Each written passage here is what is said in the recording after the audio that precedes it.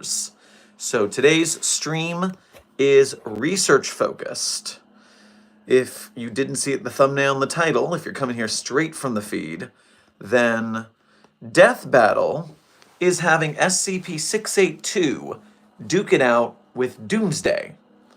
And so, how does that work? How are they going to have SCP-682 with a variety of feats? What are they going to use? There's a whole frickin' wiki. So what we're going to do is, first of all, we're going to take a look at Doomsday, because they've already covered Doomsday. That'll give us an idea of what they're planning to use. Then we can see what compares to that on the wiki for 682. And I hope they don't just go with like, oh, he's memetically unkillable, because even that's hard to parse on the wiki. But beyond that, little opening business, of course, in between looking at the Death Battle loadout, we will also be checking out, I'll be answering your questions in between. I'll be watching for super chats, I'll be watching for interesting questions in the chat in between, although since this is a research stream, we're going to be doing a lot more of readings from the wiki and seeing what we can find, but I'll do my best to keep up with the chat. Some of you may be shocked to see me before noon. There was an unfortunate breach at Site 42. SCP-184 was dropped out of its containment transfer vehicle, and it turned the Site 42 rec room into a space that, well, we're still trying to get some of the researchers in D-Class out. But Facilities is working on that, and I just have to stay in my office until they give me the all clear to get back to work. So, with that in mind, yes, it's non-alcoholic cerveza because it's still morning.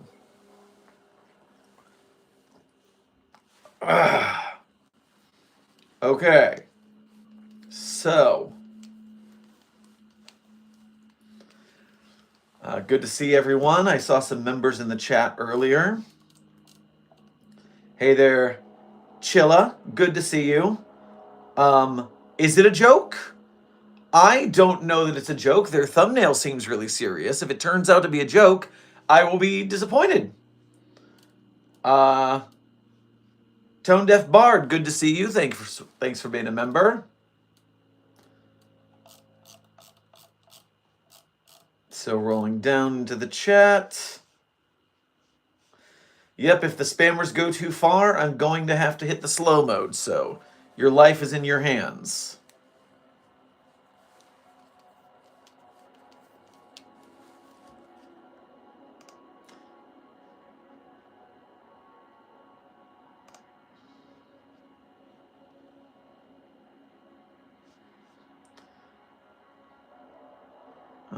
Okay. Going down. Chat checked.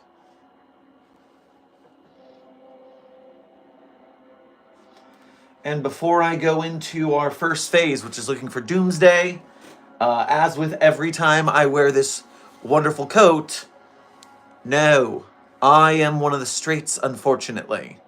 I was not blessed with the queerness, but I am theater, so that's like adjacent, I guess. I'm not trying to steal valor or anything. But my mom bought me this coat, and it's very nice. You're allowed to enjoy colors even if you are cishet. And so with that in mind, and if you're the person who... Okay, I'm already muting everyone who's being weird about that. We support the LGBTs and the Qs and all the Is and the As here. So, don't make it weird, y'all. That's called Don't Make It Weird.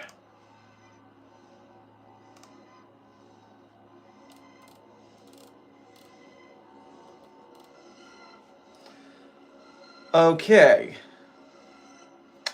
So, let's rock. We're going to first...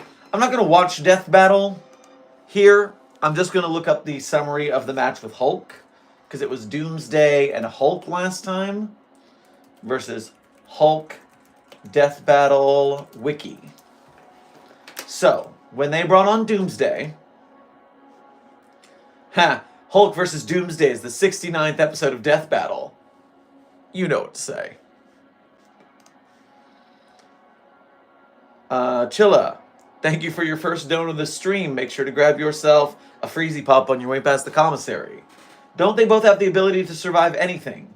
What would they even qualify as killing? So, if I remember correctly, and let's take a look at what they did for Hulk here. Result.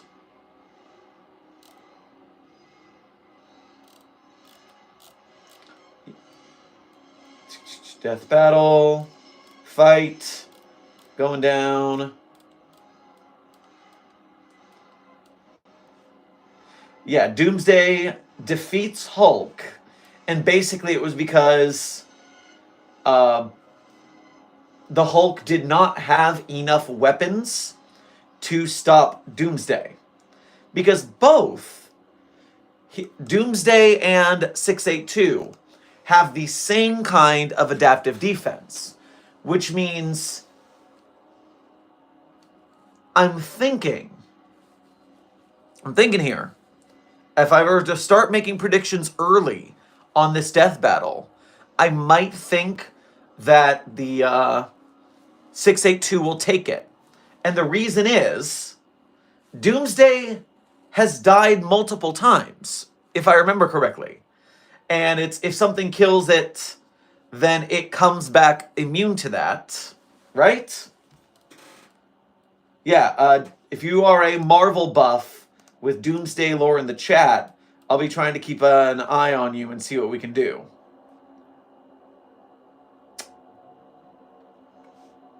Which SCP would win 1v1 in a deathmatch, 049 or 049-J?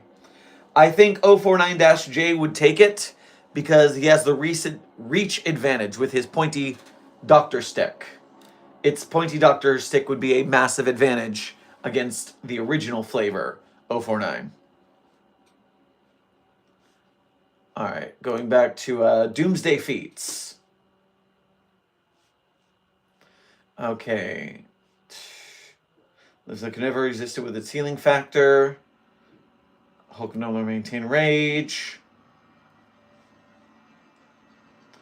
Much more powerful than the first battle. Superman potentially limitless by way of continuing to absorb sort of energy. Tries he might despite increased power. Soups couldn't kill Doomsday with a blunt force a second time. Couldn't kill Doomsday with blunt force a second time. So how does Doomsday come from back the dead? Come from back the dead, he says. Come back from the dead. The Hulk. Where's Doomsday? Doomsday! What if all you had ever known was hatred and aggression, violence and pain? This life is reality for Doom's YouTube comments. The Doomsday, the Doomsday guy. Thousands of years ago, on an uninhabitable prehistoric planet, which would one day be known as Krypton, a scientist named Bertrand intended to engineer the ultimate life form. Yep, it's another one of those stories, but with one hell of a twist. See, at this time, Krypton was a harsh wasteland, filled with nothing but sharp rocks, poisonous air, and violent predators. Bertrand believed that if he could create something that would live through that, they could survive just about anywhere. To realize this theory, Bertrand acquired an infant from somewhere, and through a rapidly accelerated evolution process, attempted to transform him into his dream creation. Oh, don't try to dance around it, Wiz. Bertrand put that little sucker into a baby cannon, blasted him into the wild to get murdered by any number of things, sucked up what was left of him in a vacuum cleaner, and just cloned a new one out of the mess to do it all over again. If there was a lag problem, I think I fixed it with taking it off Wi-Fi and switching to cellular. Andrea Joshua Asnikar is gifting memberships. My friend, thank you for your generosity to the Site42 family. They will be very happy to have more green names in the chat, that's to be sure. Dio, it was you. Dio, thank you for your first donation to the Site42 coffers. make sure to grab yourself some Dutch waffles on your way past the commissary. Massive Death Battle fan here, and I'm happy to see two of my favorite creators interact. My only question about this matchup is that if you think 682 is strong enough attack potency to hurt Doomsday. So that's what we're getting into. We're starting with Doomsday because Death Battle's already covered him. Once we're done researching Doomsday, we're going to research 682 because that's going to take a lot longer. So finishing up with Doomsday.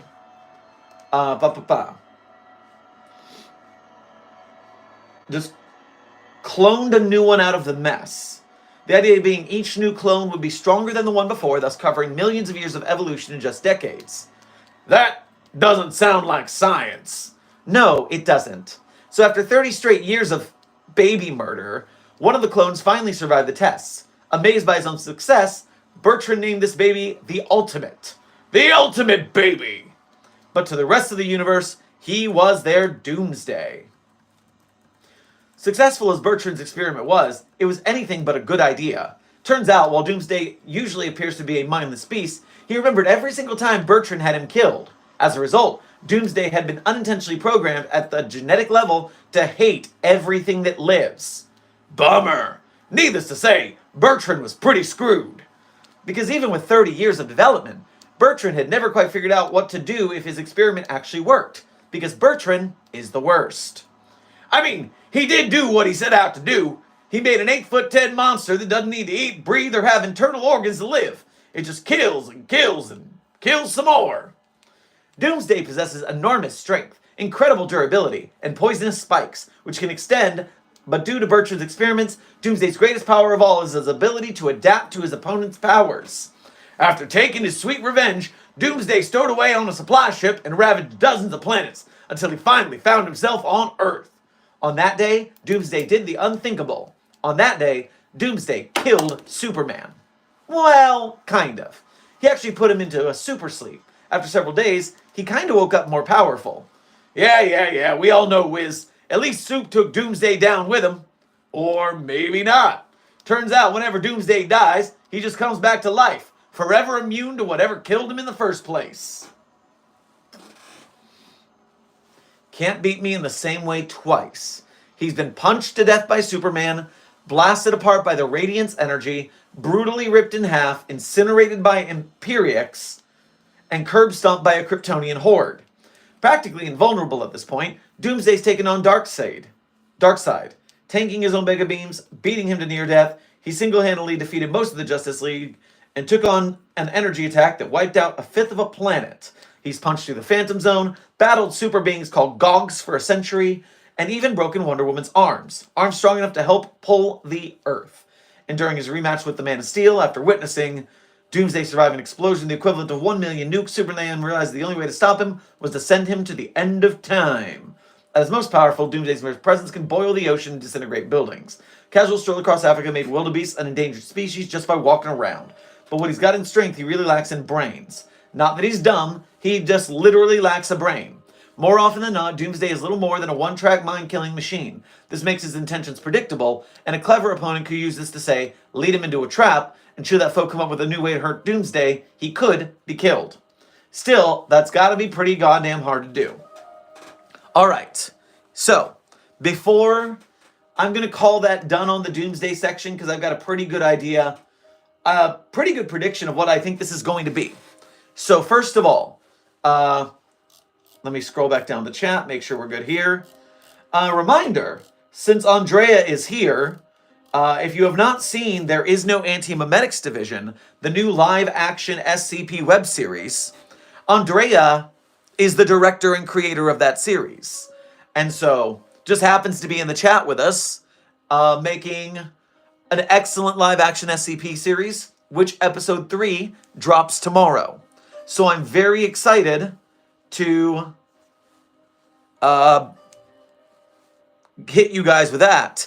Make sure to see the episode tomorrow. I will try to be live during it if our containment breach situation is cleared up.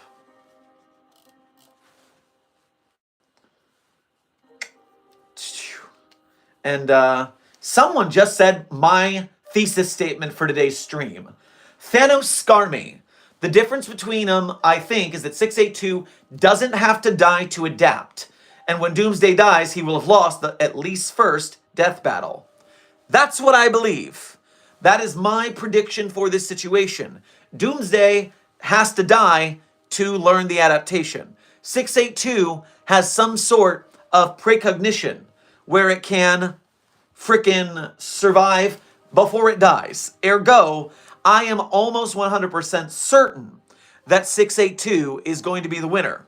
Now, of course, our Intrepid Death Battle cast has to understand that fact themselves. So, while I think we all agree on that, I think you guys, my Site-42 staff, are pretty well educated on this scenario. I do think we're going to have to worry if the Death Battle cast knows enough about SCP lore to make that consideration. So, with that in mind, let's take ourselves over to the SCP Wiki.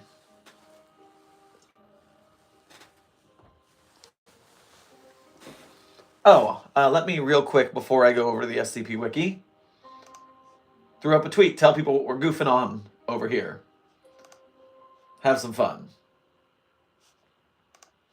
That way we can have more people from the SCP community who might chime in on this scenario. Let's see, I need to go in here because I need to steal. I need to steal.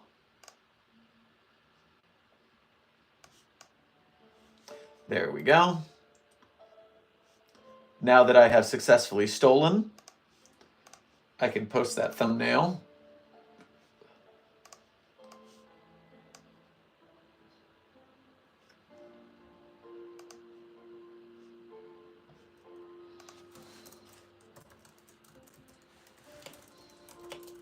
We're trying to predict the result of today's death battle. Come join us in the research and considerations. Send. All right, that'll be fun. Have some more friends in here. All right, the tweet's up. Hulk versus Doomsday were good. Let me check on the chat one more time and we'll go to the wiki. Try to torture other trees in front of it. It works, trust me. Pure vanilla cookie but holds a gun. I mean, that may work in your universe with your tree, but our tree hasn't fallen for that yet, so we're still working on it. All right, Skylighter, hello, and thank you for being a Site-42 member, as always. All right, let's head over to the wiki. So, as again, I'm going into this research stream with my prediction. Doomsday has to die to adapt. 682 doesn't. I think it's pretty straightforward. I think 682 has to come out just based on the mechanics of their adaptation. Now, okay, here's the thing, though. Here's the thing. There's two conditions that Death Battle might not work out. Number one is in these feats, if 682 wants to win, they not only have to have defensive adaptations, but they have to show offensive adaptations. Because the problem for Hulk is he didn't have enough of an arsenal to kill Doomsday. He mostly just had blunt and or sharp weapons. So Doomsday had been killed by those before, so it didn't matter. So if 682 has a unique offensive adaptation that Doomsday hasn't seen before, we know that it can kill Doomsday. Because if it can't kill Doomsday, it doesn't matter if they're both in a stalemate. It matters who can make the killing blow in that case. Now, the other thing is 682's level of undestroyability that they want to use. Because obviously, the meme version of SCP-682, that is the unkillable, absolutely unkillable. But remember, it's not titled the unkillable lizard. It's titled the hard to destroy reptile. Hard, not impossible. And so perhaps there is a way. And if there is, then that's going to be a bad thing for SCP-682. So, depending on the level of strength they are giving 682, whether it's the meme version, the official canon version, or somewhere in between, or if it comes down to killing blows and 682 can't make a killing blow, that would also be the points against 682.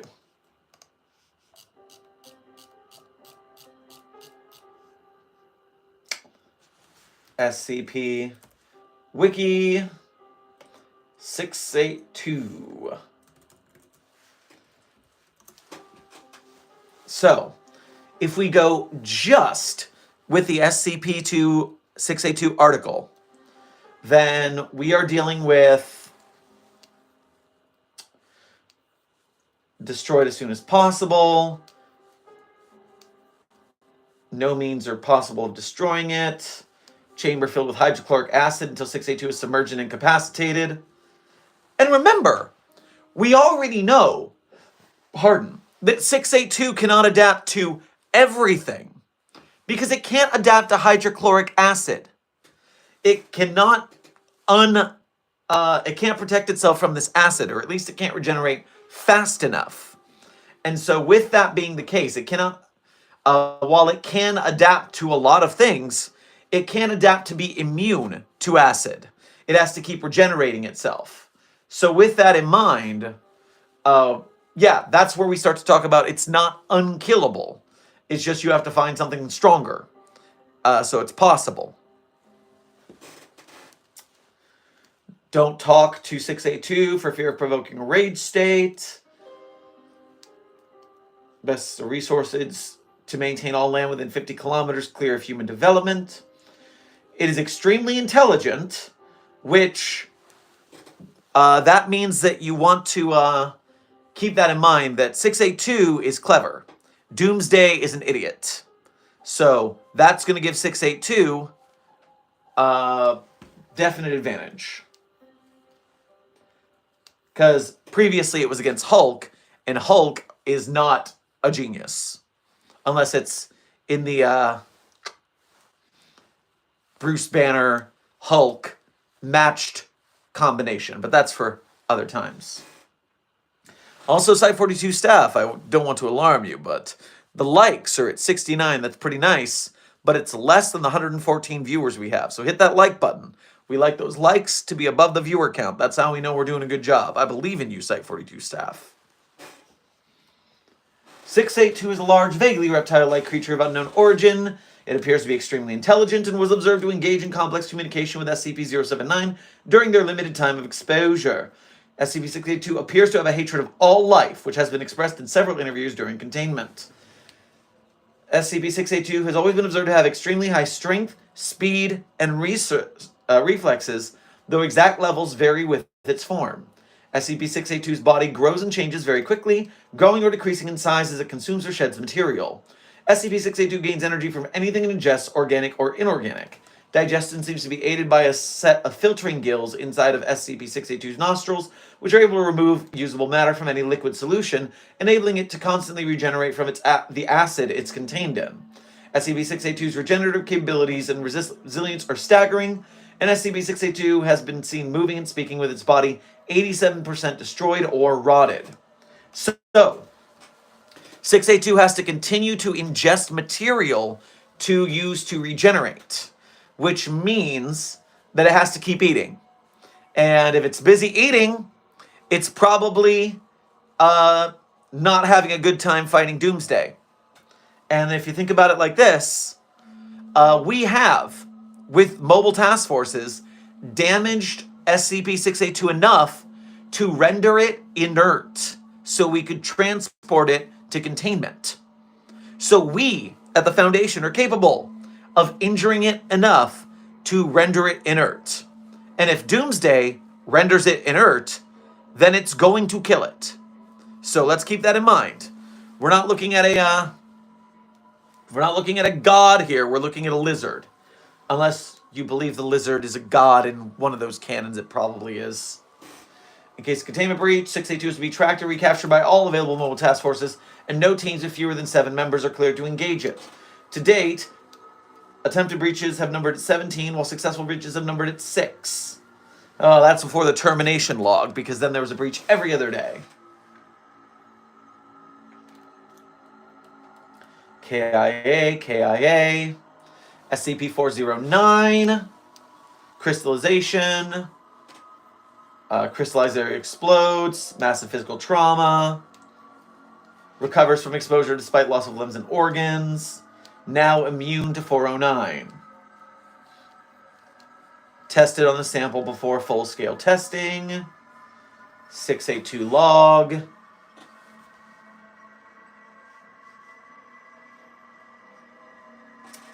And now, okay, this thing is forever long. The SCP-682 termination log. Hold on. Let me bring our Wi-Fi girl back.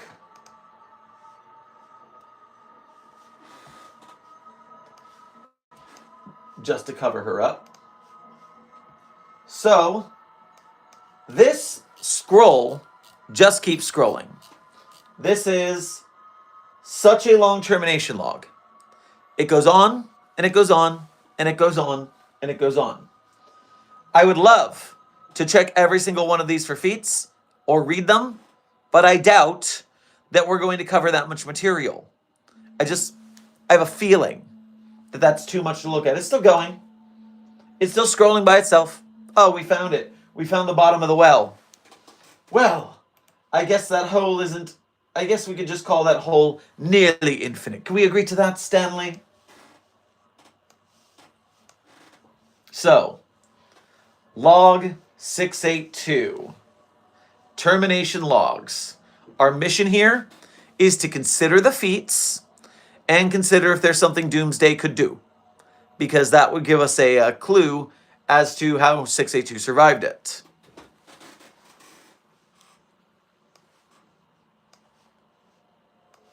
Why are you doing this?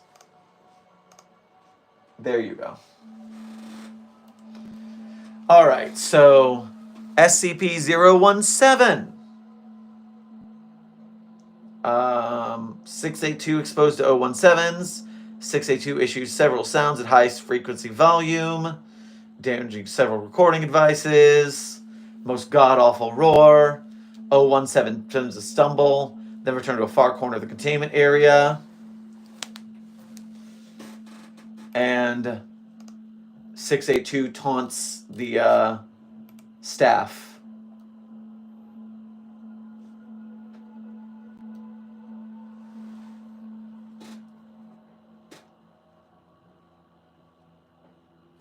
Going over to the chat because I'm seeing some super chats coming up I want to answer real quick.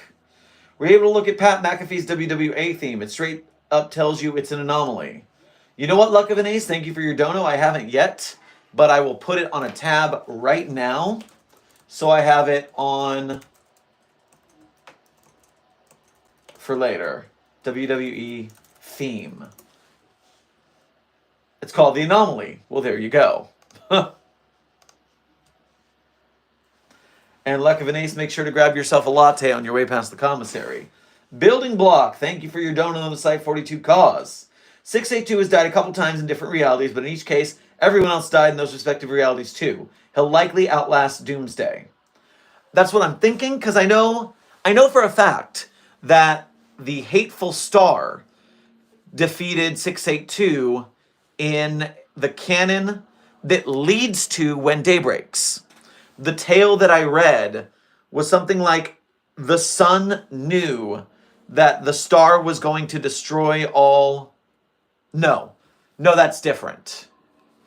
There's a tale series where the Hateful Star is coming to Earth, and the sun, a living entity, it turns out, decided to save humanity by turning us into flesh monsters.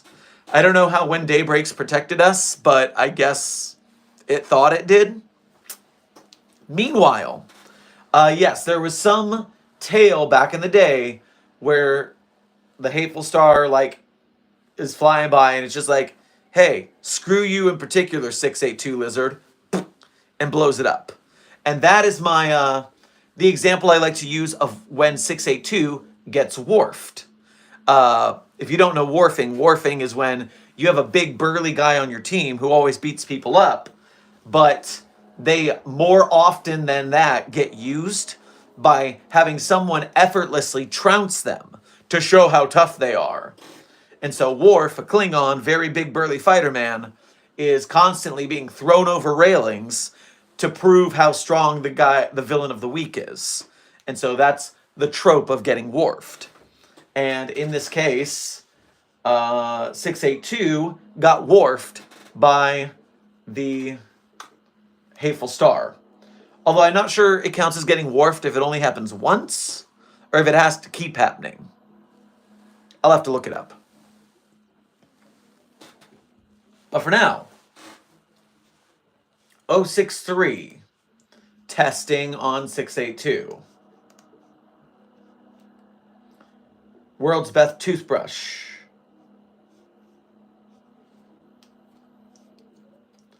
Displays the ability to effortlessly cleave through any and all dead or inorganic matter. Focal point of this ability being the bristles. However, matter touched by the bristles is not separated, such as by a knife, but completely expunged from existence. So, the toothbrush that expunges things from existence. Sample eradicated, no traces of above molecular level remain. 063 was retrofitted to a rotary arm, deployed into 682's enclosure.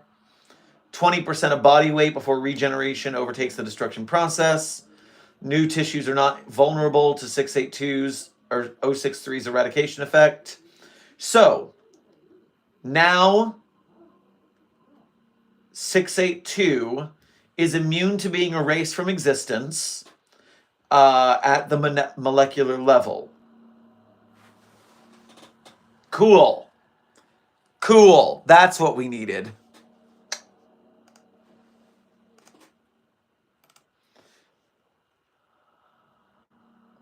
Jonathan Peters, thank you for your first dono of the day.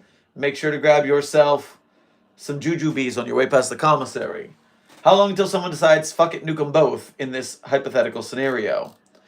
My imagination is, number one, we are expressly against nuking 682 because it's our last thing that could do it. And if it fails and 682 is now immune to nukes, then we have nothing else. So we are very much anti-nuke it. And I think Doomsday is already past nuke level. I think Doomsday is like the force of 1,000,000 nukes or something. So I don't think a nuke will come up in this fight.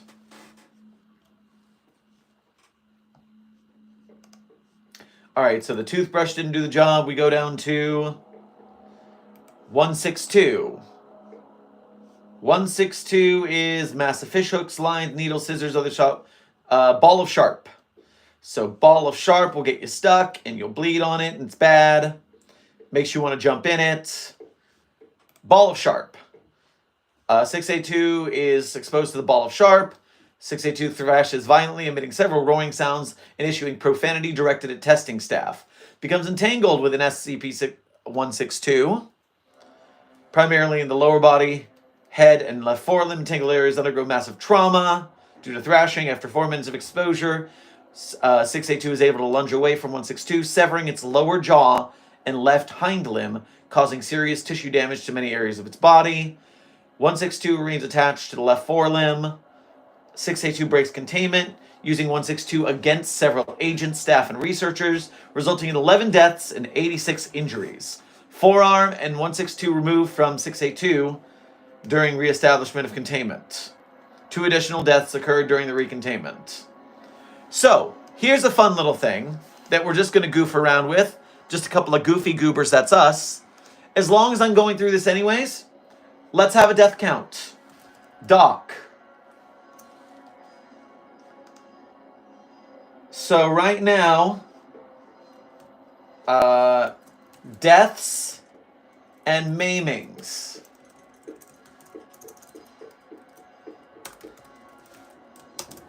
So, The first death was in... It did not kill anyone in the 017 test. It did maim 2 security personnel in the 062 test, so that's 2 injuries. And in the 162 test, we had 11 deaths, 86 injuries, 2 more deaths. So 13 deaths, 86 injuries. In one test, 13 deaths, 86 injuries. That's not a good starting point for this process. Oh boy.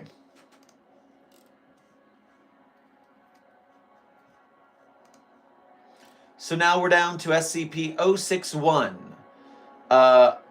Tissue test record overridden by 05 command. Exposed to 061. Now 061, if you don't recall, auditory mind control. Acoustic computer program developed by SCP researchers. Successful countermeasures to similar programs being developed by governments and individuals.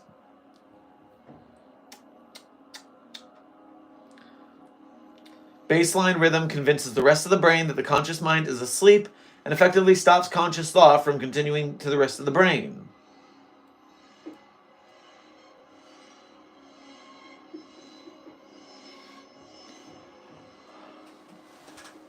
Okay. So, given the command to lie down, does not... So it enters the trance state, but it doesn't respond to lie down. Command repeated twice before 682 lowers itself to the ground, so it did respond. Movement so to be sluggish and jerky. It's fighting it. Roll onto your back, unresponsive. Command repeated 3 times. Do-do-do. Okay, it broke the command. Now we're getting into the... So we tried auditory hypnosis. Several agents and staff respond to establish containment. 682 emits a high-pitched screech. All human beings in a 15-meter radius suddenly enter the relaxed state consistent with 061 exposure.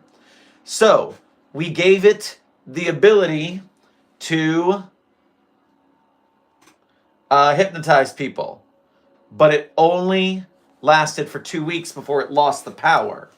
So it doesn't keep the powers forever. That's a good thing to know. Lol IDK. I love the pen thing you do. Is it for fidgeting, ADHD, anxiety? It's just something to do with my hands. Every time people get on camera, they're like, oh, I don't know what to do with my hands. Do I put them in my pocket? Do I cross my arms? And for me, I taught myself how to do this while I was, I just do it while my students were dancing. And while I'm watching them, I'm just practicing my pen spin. And so I figured it out and got better at it. So it's something I do to keep my hands occupied while I'm talking. And I've already got Italian hands, so when I talk, I move my hands anyways. So I just also pen spin. Okay, so this says it knocked them out, but it doesn't say it killed or injured them. I would imagine that 682 knocking out a 15-meter radius of staff would then proceed to take them out. But it does not say they were injured, so we're not going to put that on the docket. I guess it let them live. It was feeling nice that day. SCP-053 test is next. We have the young girl. So with the young girl, does not care about the baby, hides behind a chair in her containment area, lowers herself to the ground, raising hand on the floor, rapidly returning to her hiding place. 682 appears to be in a very docile state. Staff entering the test phase are immediately attacked, resulting in 2 deaths, 5 injuries. 2 deaths, 5 injuries from the girl that makes you paranoid. 2 deaths, 5 injuries. Okie dokie. So, The paranoia did not make the lizard paranoid. Moving on to SCP-123. Contained miniature black hole. Well, that's pretty straightforward. What did it do? Test canceled after review of testing done between 162 and 682. Potential issues arising from 682 gaining control of 123 are too great. Review proposal will be made if 682 is totally incapacitated by some means with no potential of escape. 173 did not work because it grew eyes.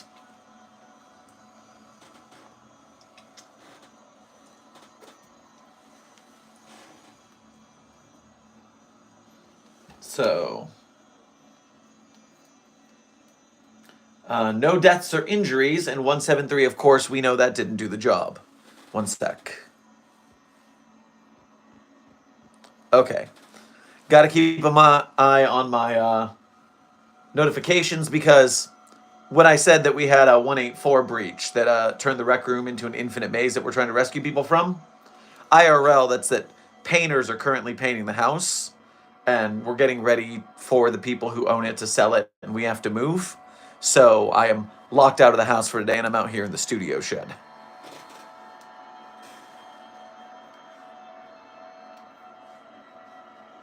Checking on the chat.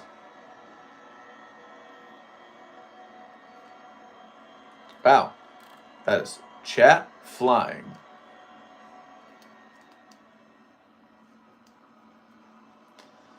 Yeah, stop making the SCP fight. Well, I'm not much for the fun of power scaling in general. I'm not a power scaler type. But because Death Battle is doing it, it feels like we should look into it. Flynn, thank you for your $5 dono. If Helldivers 2 was an SCP, how would you contain it? Are you winning the game of life? So, number one, I was playing Helldivers 1 when it came out back in the day. And Helldivers 1 was fun. But Helldivers 2 is also fun. This is the Dr. Sherman recommendation. If you're not spreading managed democracy in a fascist satire game, you're not living. It is hilarious. It's a hilarious game. Very fun and goofy. Good times. But also, to answer your containment question shortly, I would imagine that the Helldivers is the global occult coalition in the far future of space. So the Foundation is busy doing other things and letting the GOC do what they're doing. I guess they won the anomalous organization wars in that universe.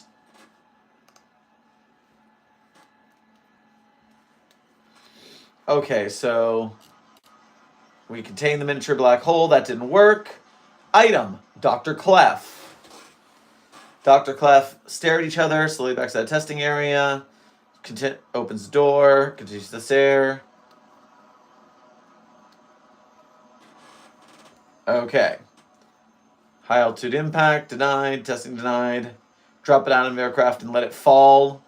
Okay, so they didn't do it. One ordinary human child.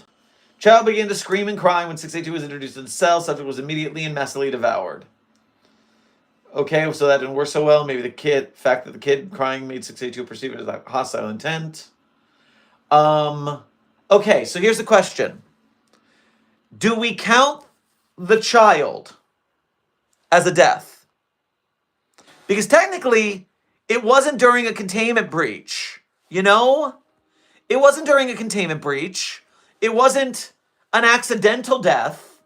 I mean, we just were testing the effects of a child. It was a test subject. It was a D-class child. All right, chat is near unanimous on no. Or I mean on yes. I've got a couple no's, but you know what? I think those no's, I think the yeses are too sensitive. I think you need to dull your emotions better, site staff, because it was during a test. It was intended. I don't think it was intended for the person to die, but I don't think another entity has been killed by 682 during its test. I'm gonna go, I want total deaths, so even though I think it probably shouldn't count, I'm gonna count it on the death log. And so that's one more death on the 682 testing logs. I mean, yeah, you could say the test resulted in a death. You could say it that way. All right, so miniature black hole's done. One ordinary human child drugged to cancel extreme reaction. Still ate the kid. So, that's another death. Guest researcher Dr. W. Screened, begged to be let out, eaten. Because Dr. Clef decided to kill that guy. So, another death. The deaths keep on piling up. Although, I mean, that one test had 86 injuries, so deaths have a long way to catch up. All right, so now we have a laser. Blistered into parts that were equal mass. Dead scraps removed, all the two halves regenerated. They came two lizards, died. Cut them into more pieces. Technical failure.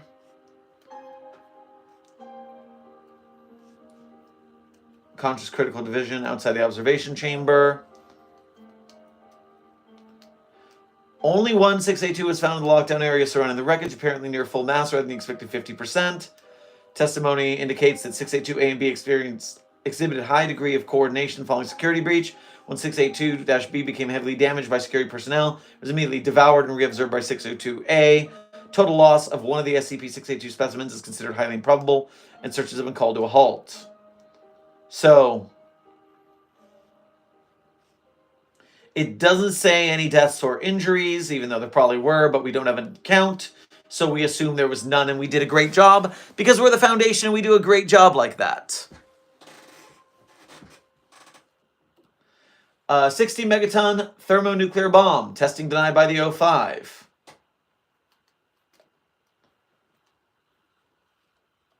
Denied because if it survives, then we have no other options. That's our last-ditch effort. Test 662. Mr. Deeds. Summoned, asked if he can destroy 682 permanently. Kill 682. No. Incapacitate 682. Depending on how Sir means the word incapacitate, and depending on how long Sir wishes the creature to be incapacitated, yes. Sir, the simple and quickest method, which I must point out would not be the most efficient, would be for me to offer myself up to the creature to devour me. Certainly its offensive capacities would be lessened whilst it was occupied in consuming my flesh. This would be simplest as it requires no preparation on my part, but I'm certain you'll understand that the overall effect on the creature would be insignificant. Were I to engage the creature in combat, either with or without weapons, I would certainly occupy its attention and offensive capacities for a longer interval. Unfortunately, I'm afraid the creature would eventually defeat me, at which point it would begin consuming my flesh, as I have previously described. However, I could certainly booby-trap my person with a variety of noxious substances. So when the creature does inevitably consume me, it sustains further damage. That said, I must remind you that the creature's tendency toward regeneration means that any damage I inflict would be sadly temporary. Thanked and dismiss. Okay, so there was no test with Mr. Deeds. 689. Exposed to 689. Lights shut off. Lights remain extinguished for 5 minutes. Lights are switched on. 689 remains in its original position. 682 is in a pool of gray and black liquid. No other observable life signs. D-Class issued to physically verify 682 termination with 2 agents supervising.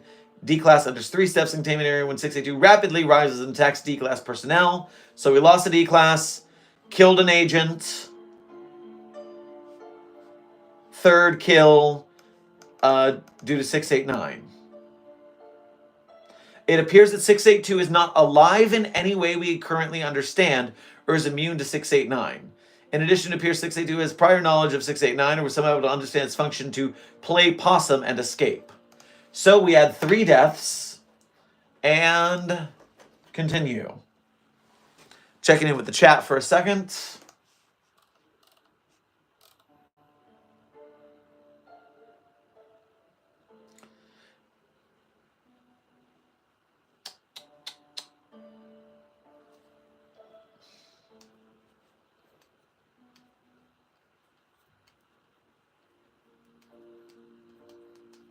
SCP-3000? Well, I mean, it's just big and it eats people. So I imagine that 682 would just get swallowed and then claw its way back out. Flynn, thank you for your second dono. Make sure to keep grabbing yourself some snacks, some falafel maybe. How much more effective would the Foundation be if they had access to the augmentations of Cyberpunk 2077? So, you know, we have Mobile Task Force Samsara, and Samsara is cyborgs already, and they are pretty effective, so I imagine it wouldn't be terrible to be in a world where we had some of that going on. But also then we have to start being about what is a human. We have to go through all that moral quandary, and that's just a lot of paperwork and therapy that we don't want to deal with.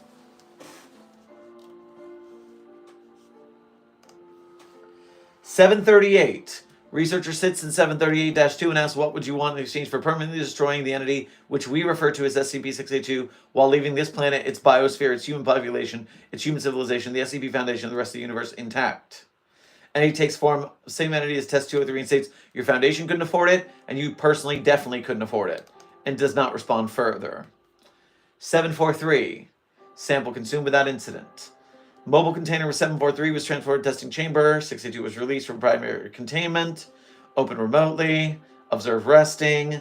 682 ignores 743.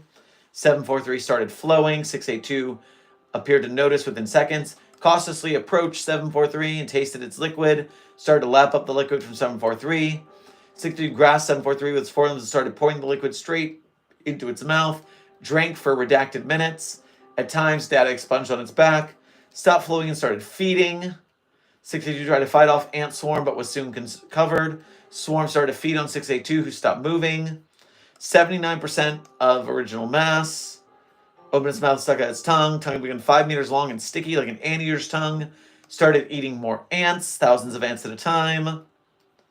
Adapted tongue remained for days. And did not kill anybody. I mean, I'm not counting ants. Okay, do you know how many ants that would add to the death count? No, we're not adding ants to the death count. Yes, a lot of ants died that day. You people can enjoy that count if you want to. But I'm not counting ants. SCP-807. Heart attack on a plate. Salmon-colored ceramic dinner plate. Last chance diner. Any food served upon into variation of its original form with high concentrations of fat, sodium, cholesterol. Enhanced flavor and aroma to preternatural levels. Point where desire to consume said food becomes nearly irresistible. They will undergo cardiac arrest within 5 minutes of finishing their meal. So, if you eat the food and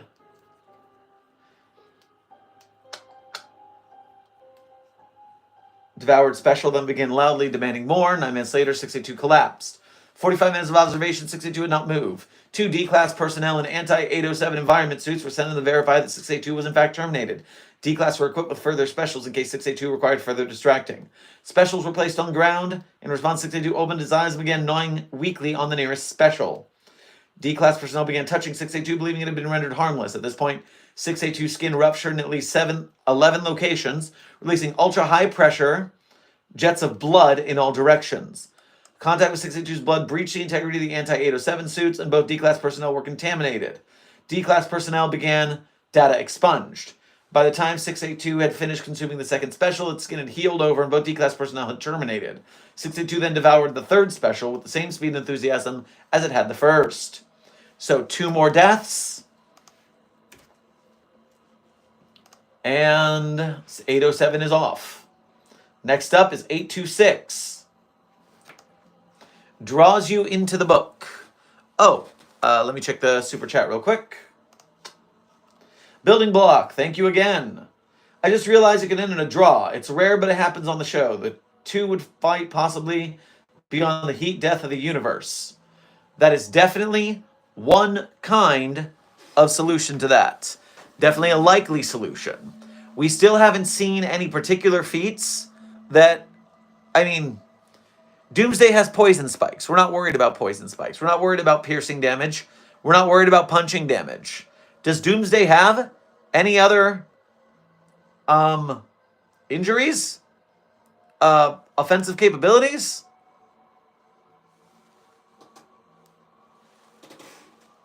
What if we use SCP-173 on 682 till it does some serious damage? So we already did the 173 test, and the problem is that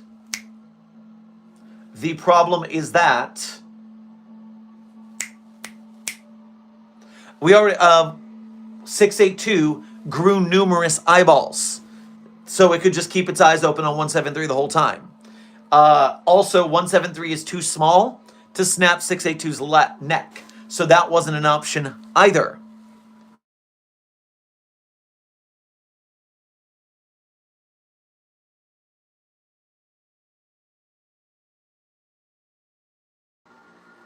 Oh, okay. The staff that's doing the work on Site 42, trying to clean up our 184 problem in the rec room, they're going to start doing some power washing of the unfortunate blood that showed up. It's a little gross, but if you hear any sounds, it's just a power wash simulator going on IR.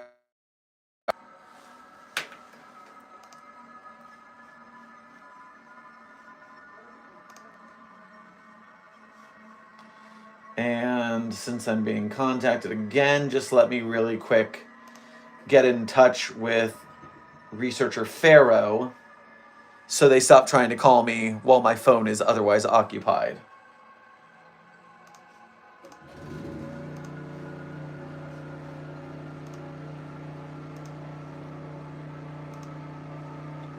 The hell is this?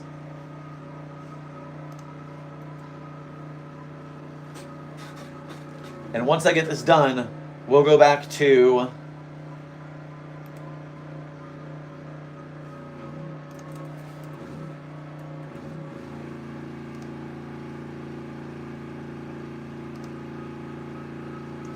our 682 research session. Tell me, could you hear that sound outside? Because that's the sound of the pressure washer. Oh, and while I'm doing this, I just want you to realize that we, in fact, have 532 viewers and only 120 likes. Hit that like button. This is your opportunity while I'm busy, so I won't see you do it. Be tricky like that.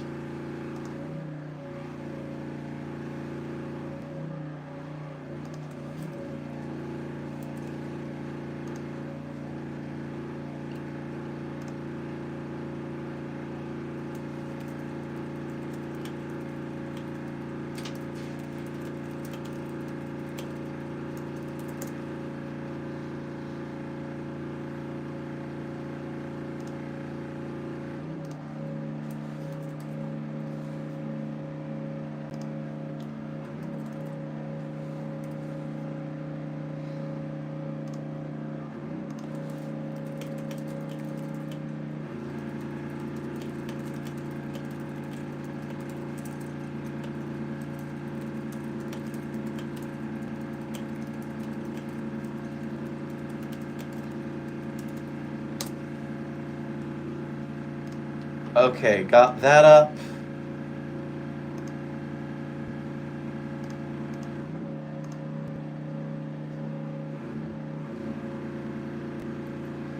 All right, back to work. We did it. Now, I have a chat here. Chilla, thank you for your next dono. Make sure to grab yourself some chips and queso on your way past the commissary. This reminded me that SCP writers are somehow still more consistent than DC ones. Like Death Metal accidentally made Superboy Prime potentially able to beat the Scarlet King by being above hyper time. Yeah, that's yeah, when you jump, I mean, you gotta imagine the SCP canon is just as crazy with how much stuff is going on because it's so many different writers and people haven't read every story.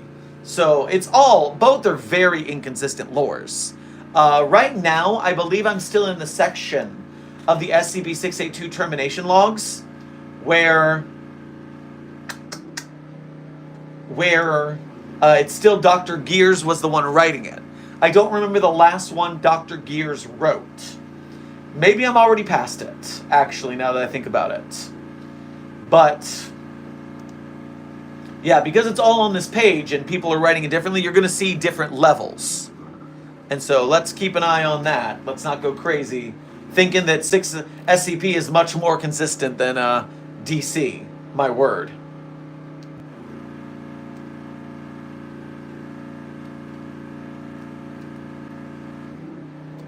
So, rolling through.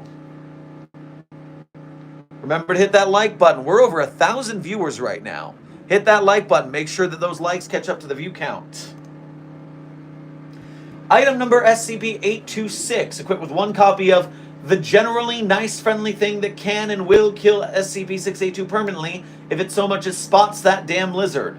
A 12-page short story written by Dr. Redacted, detailing a large friendly monster that is stated to be capable of permanently killing SCP-682, and 1 D-Class personnel equipped with 1 2010 Ducati Multistrada motorcycle for the purpose of evading 682.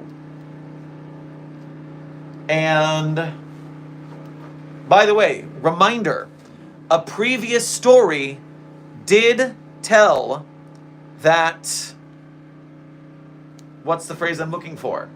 That the devil that you can make a deal with did in fact say it could kill 682, but we didn't have the able to afford it doing so safely. And so it could do it. It stated it could. So keep that in mind.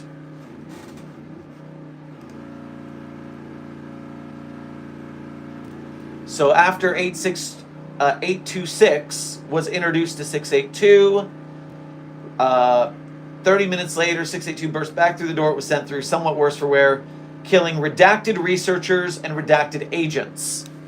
I can't keep a death count if you redact it, guys. Oh, what am I supposed to do? Alright. I'm gonna go, they're both 2-digit numbers. And so it could be anywhere between 10 and 99 for researchers and agents. I'm going to go ahead. I'm going to say 50. I'm going to say it's average. So 50-50. Actually, no. I'm going to go with 50 injuries because maximum is 86. So I'll go with 50 injuries. And then deaths, the maximum is 13. And it has to be a 2-digit number. So I'm going to say 10. These are lightly educated guesses. Checking out the super chats real quick. 1,300 viewers. Welcome to our Death Battle research stream, everyone. In case you haven't seen it, we are researching, we are predicting the SCP-682 versus Doomsday Death Battle. And we are currently in the phase of researching SCP-682's feats. I think I'm an anomaly. I made a chicken sandwich disappear. Well, Ark, thank you for your dono. And I'm glad you grabbed a chicken sandwich on your way past the commissary. Chilla. They basically communicated so little that Prime is potentially above every fiction at every narrative level and had the antagonist get beaten twice. So, we're talking about SCP-3812 then. Above narrative levels. I wonder. Interesting.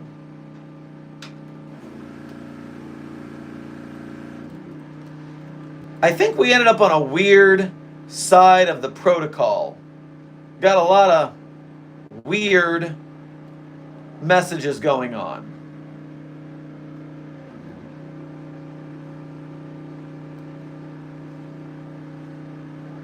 Ah, yes, my shirt. This is Sonic the Hedgehog and Tails as Batman and Robin.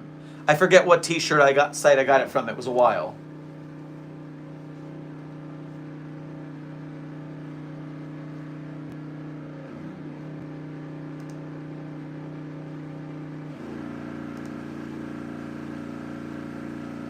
All right, so the children's book that puts you inside it did not take it out. Moving on to 914. So we had to data expunge this. So we did test 682 on 914. Oh, we didn't test it. Data expunged to fine or very fine is no longer to be used on any personnel having contact with 682. In addition, any objects that have come in contact with 682 at any point are not allowed to be processed by 914. Any attempt to subvert this directive, data expunged. Note, 682 is too large to fit into the boots in most forms. In addition, tissue tests have shown that 682 has unpredictable reactions to 914. Finally, 914 is too valuable a research tool and too delicate for this type of test. It was nearly damaged after the incident, and data expunged to be repeated. Should the results be recovered, data expunged. Okay, so we don't know if anyone died in that one, so we can't make the assumption. SCP-272. What is 272?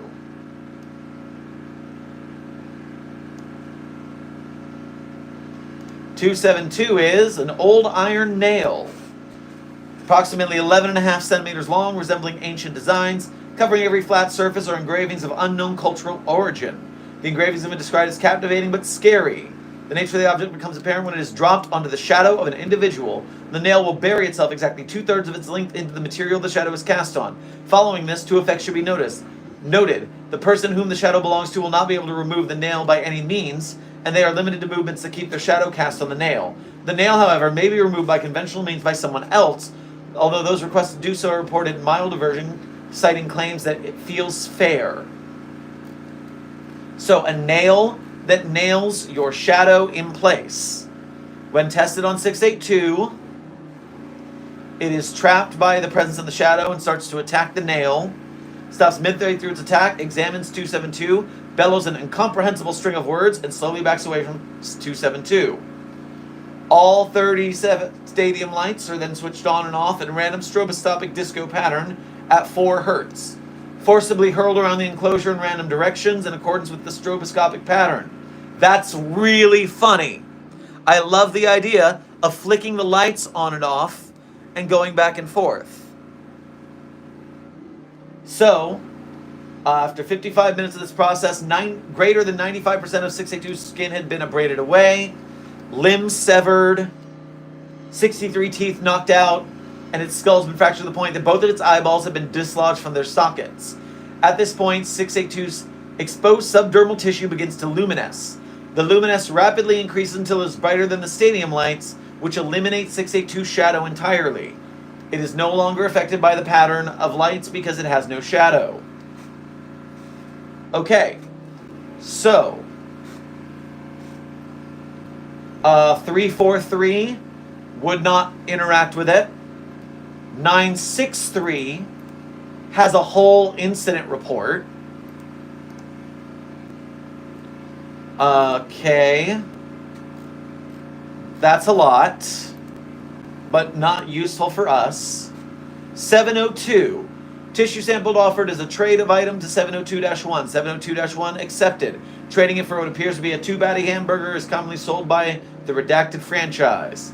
682 is contained and offered as a trade item. 702 considers the trade for roughly 13 minutes before taking it. Item left in exchange is a metal cage containing a specimen of Sidecula cremari meninellis, a rose-ringed parakeet. 16 hours later, 682 is returned to its chamber where the trading was effected without its containment tank. 702 is reluctant to divulge information regarding this event. Examination of debris regurgitated by 682 during the preceding recontainment reveals fragments from a number of curious items, including data expunged. And they kept the parakeet. So it did not murder anyone, and we don't really know what happened to it.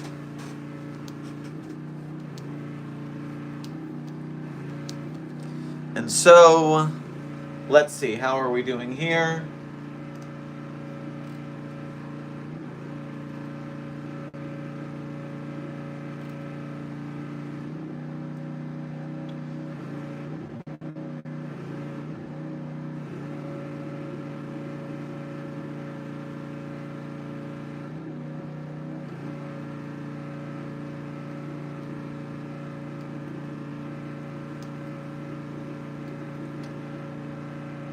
Ooh, chat is flying today.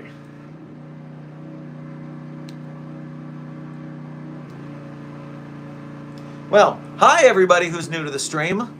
Apparently we got into some weird section of YouTube's algorithm where everyone's fallen on our lives, so I hope you enjoy your stay here, you over 1,000 people who are listening to us, talk about the upcoming SCP-682 versus Doomsday death battle.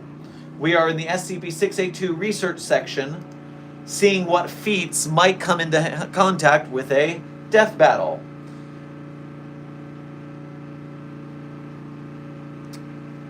Desk of Alto Clef, good to see you in the chat, mon ami. Best 682 desk, Dr. W and Dr. Clef, and the other, well, search for the word baseball bat, and I'm only here for 30. Well, good to see you for a little bit. And make sure to grab yourself some delicious treats on your way past the commissary.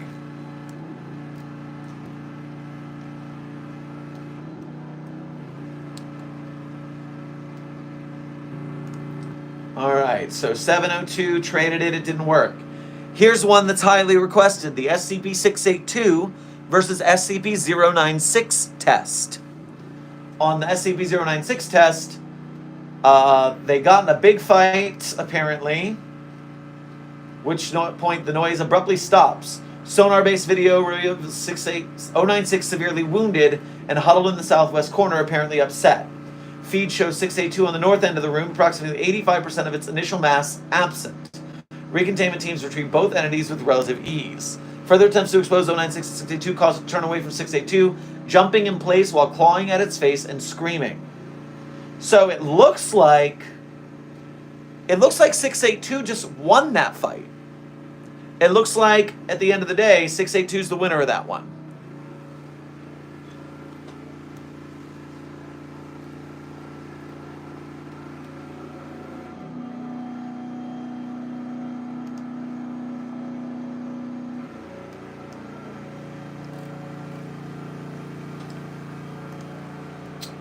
All right, item number SCP-536. 536, for reference, is the Physical Law Testing Chamber. It's a metal chamber with a viewing window. Each of the dials alters the value of one of the fundamental physical constants within the chamber. Speed of light, gravitational constant, Planck's constant, fundamental charge E, and two other constants represented by the Greek letters lambda and theta. And so you throw things in and it changes how physics works in there. Would I see that?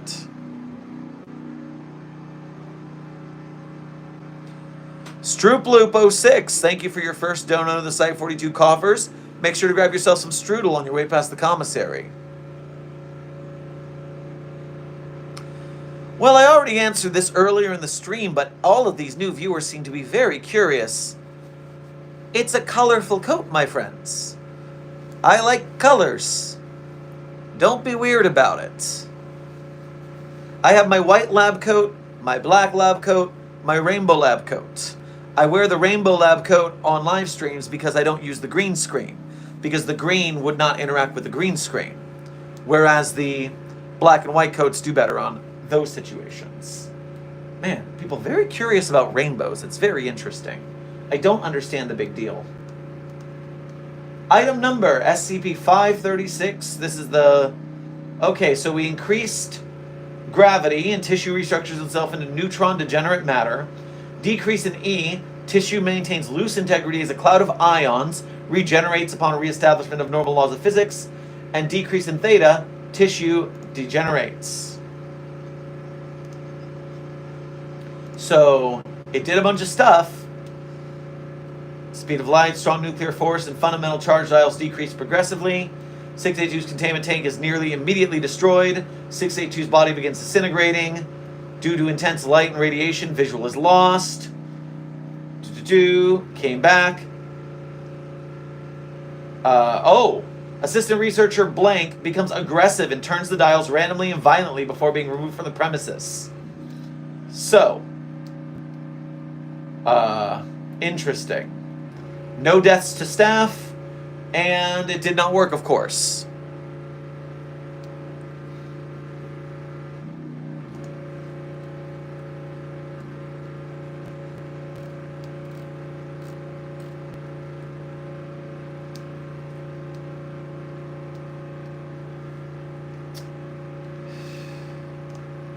That's a lot going on there. I'm just gonna...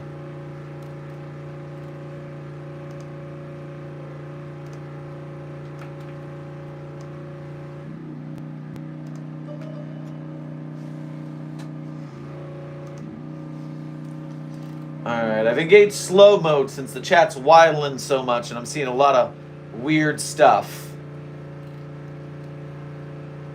Give Desk the opportunity to bring out his weaponry properly. Strooploop, thank you for your second dono. We appreciate you helping the Site-42 cause. Ansan, I will try to check out that video when I get the opportunity.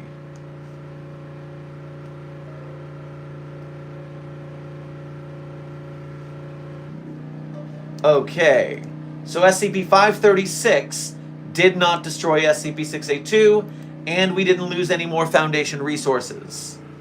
Next up is SCP-524. Walter the Omnivorous Rabbit. Common white rabbit. Consumes any material regardless of edibility. It has been known to fully consume its own body. And then it flips its entire mouth inside out, consuming its entire head. Roughly 30 minutes later, 524 reappears near the spot it had eaten itself completely whole. So I assume... Okay, so we introduce the rabbit that eats everything, including itself, to 682. 682 examines the rabbit. The rabbit starts to gnaw on 682's limb. 682 jumps backwards, bellowing. 524 pursues 682 for 2 minutes, at which point 682 climbs 4 meters up the wall of the testing chamber and is beyond 524's reach. 524 ceases pursuit and begins washing its face with its paws. And then 524 breaches containment. Test aborted. So, the rabbit did not eat 682 more than a little bit.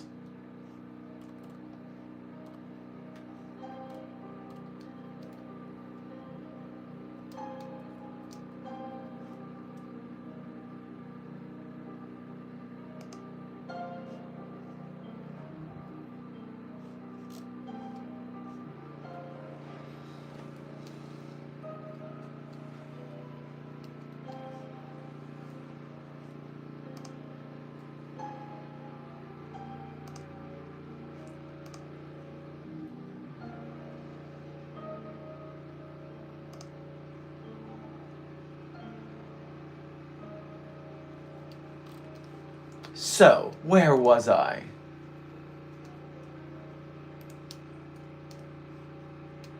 SCP-811 is our next test.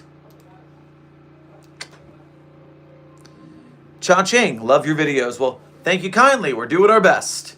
In fact, our next short is scheduled to go live in about 15 minutes-ish. Alright, so 811. What is SCP-811? The Swamp Woman.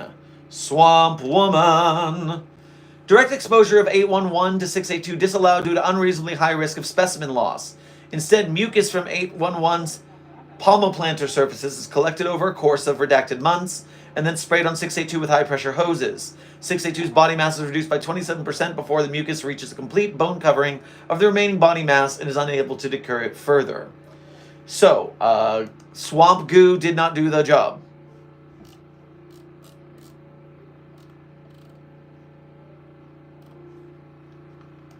After swamp goo, we move on to, have we ever considered that 682 has a cognitohazard that makes us want to keep attempting to kill it in spite of its apparent indestructible nature? I doubt that, because we went a long time without wanting to destroy it. We just, tested on it and contained it. But it took a lot of actual bureaucracy and hand-wringing to get the kill order. Most of the time, we don't want to destroy anomalies. We want to test them in perpetuity. It was only because 682 was proven to be so dangerous and so against destroying, or wants to destroy all life, that we finally decided, okay, we'll take out this one. We rarely decommission SCPs. It's not our style. So, now, people have also said something similar about SCP-4521. That the tree has a cognitohazard that makes us want to make it scream. And those people are idiots. Obviously, the tree's not screaming, and that's a problem that we're going to fix. There's no cognitohazard. It's just something that we're going to do. It's going to be fine. The tree's going to scream. Yeah. It'll scream. Just you wait. Anyways, SCP-1237, I hardly know her. The Epsilon Wave. This is so much containment. Electrical activity in the human brain, or a brain wave, dubbed Level 5 sleep, or Epsilon Wave sleep, is profoundly difficult to awaken the subject from. Prior to adoption of current containment protocols, experiments with loud noise, bright lights, chemical injections, electrical stimulation, blah, blah, blah, blah, blah, blah. So we're just gonna... Are we gonna try and... Okay, things that happen in their dreams happen to them IRL when you're in Epsilon sleep. Loss of limbs and organs, stuff like that. Okay. So, it's a human brainwave, though. Does the 682 have human brainwaves? A deliberate containment breach was induced, which an SCP-1237-1-L specimen was permitted to observe from a safe distance. 13 security personnel were killed before containment was reestablished. Subject was dosed with redacted to encourage REM sleep and onset of the 1237, and instructed to dream that 682 was a small house cat with no special abilities, and that the security team had been able to destroy it easily. 7 seconds after onset of 1237, subject began to seize violently. Subject was declared dead after 32 seconds. Autopsy discovered the subject's body covered with scratch and bite marks and infected with bubonic plague, toxoplasmosis, and subacute regional lymphadenitis, or cat scratch fever. The bodies of the deceased security personnel displayed similar characteristics. A small house cat was found in 682's containment chamber, cleaning blood off its coat. Said cat regenerated into SCP-682 within 3 hours.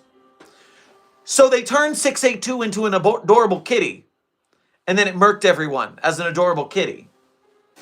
So they did transmogrify it. It just didn't stop its anomalous abilities, or its level of ultraviolence. So, 13 security personnel were killed, and 1 subject. So that's a total of 14 deaths in this test.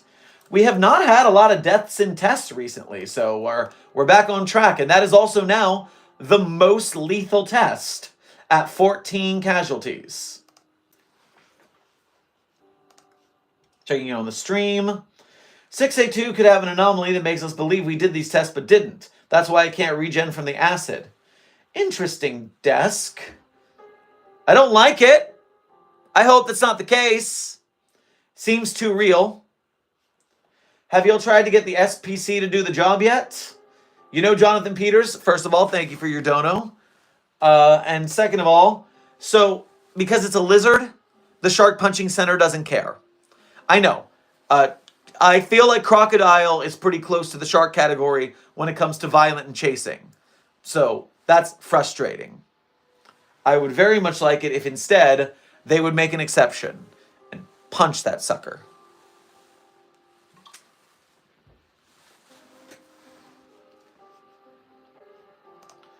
Alright, so after 1237 is 1361. Sample consumed without incident. DNA markers of 682 present in the 1361 sample afterwards. I don't like that. I don't want more 682s. Animal byproduct. Amorphous mass of animal tissue, similar in appearance to mechanically separated meat. Tissue analysis, blah, blah, blah, blah. Lack of specialized organs. If 1361 encounters any biological matter while traveling, it will attempt to form itself around it and engulf the object. It will, within 15 to 30 minutes of engulfing that object, digest it, and its mass and volume will increase by the mass and volume of the object engulfed.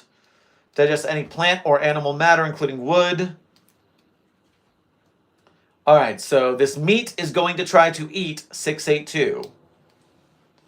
Secondary sample of 1361 was allowed to grow to 1,000 kilograms in mass. 682 containment chamber was purged of acid. 1361 was poured onto 682 from above. Covered and fully engulfed 682 and no activity was observed for 3 hours. In the period from 3 to 7 hours following exposure, 1361 began to develop legs, jaws, and physical appearance similar to 682. 1361 breached containment and attacked Foundation staff in a manner consistent with 682 and killed 17 personnel. New record! We have killed a new record of personnel at 17. Proved immune to small arms fire in this state. Aerial disperser of napalm was necessary to destroy sample by incineration, after which a skeletal and circulatory system identical to 682 were retrieved from its remains. Remains were returned to 682's containment chamber, where they were regenerated to 682 in 6 hours. So, it melted down to its skeleton. It was digested, but it still managed to overtake the entity that was eating it and use it to kill 17 of our dudes. That's pretty rude.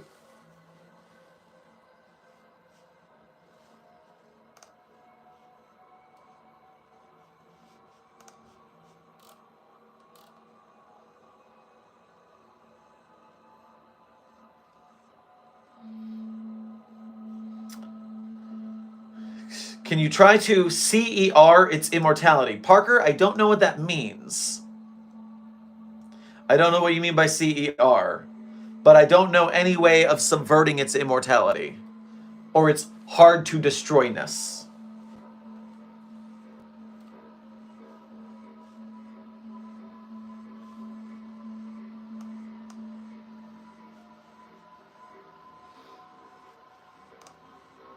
Okay. After 1361 test, we're on to 1933. 1933 is Bailey's Santa. Oh, I don't like Bailey's Santa. Bailey's Santa is gross. Do y'all know about Bailey's Santa?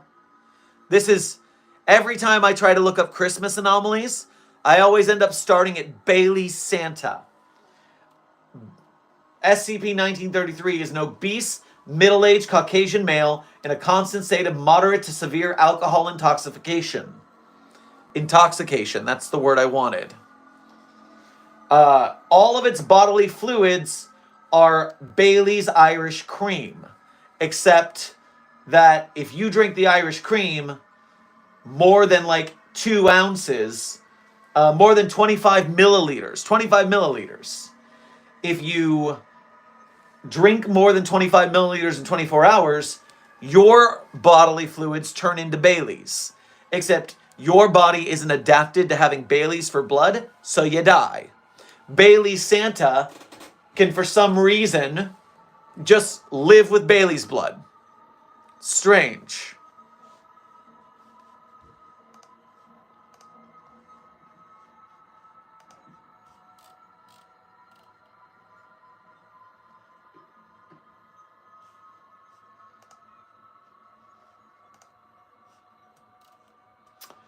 So, they tried Bailey's Santa on SCP-682.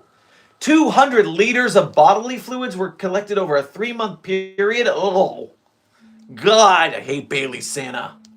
682 begins consuming fluids rapidly and manifesting apparent signs of intoxication. Intoxication, it's a word. There's been hypothesized to be the result of portions of 682's anatomy being transubstantiated into Irish Cream. However, instead of dying, 682 continues consuming the fluids. When it is finished consuming all the fluids, 682 collapses on the floor and begins loudly vocalizing while clawing spasmodically at its face and abdomen. Begins vomiting the bodily fluids of 1933, but in much larger quantities. Containment channels are instantly converted to... It turned the walls and floors into Bailey's Irish Cream? At least it didn't get out and hurt anybody. I don't know how that works. It managed to turn solid objects into Bailey's Irish Cream. That was unexpected.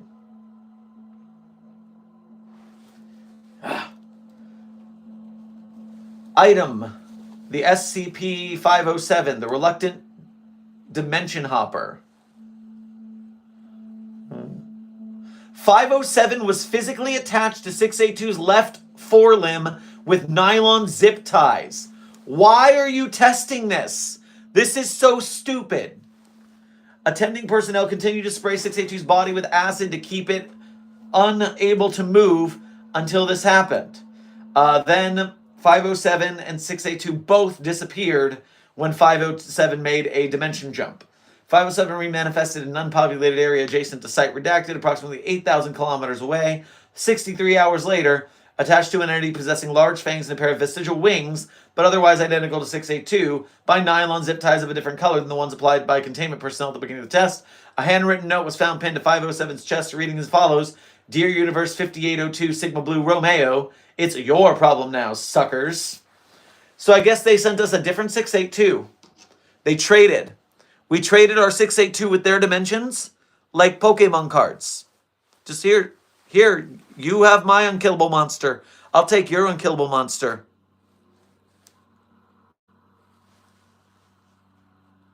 This is why.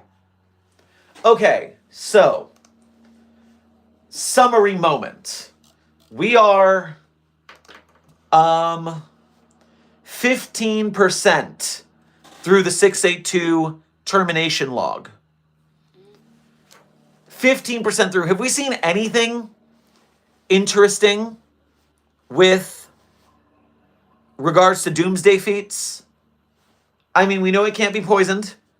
We know it survived being reconstituted from, like, dust.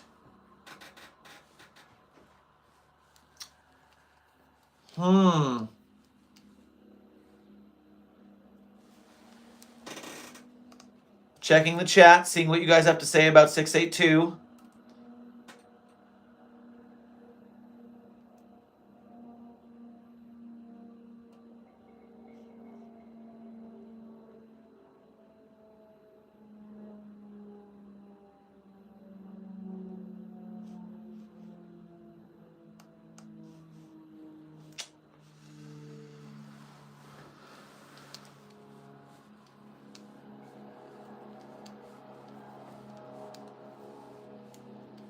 Alpha 5, how does it feel that a mobile task force member is watching your content? Well, obviously you need your briefing before you go out in the field, so I expect you to stay watching, Agent.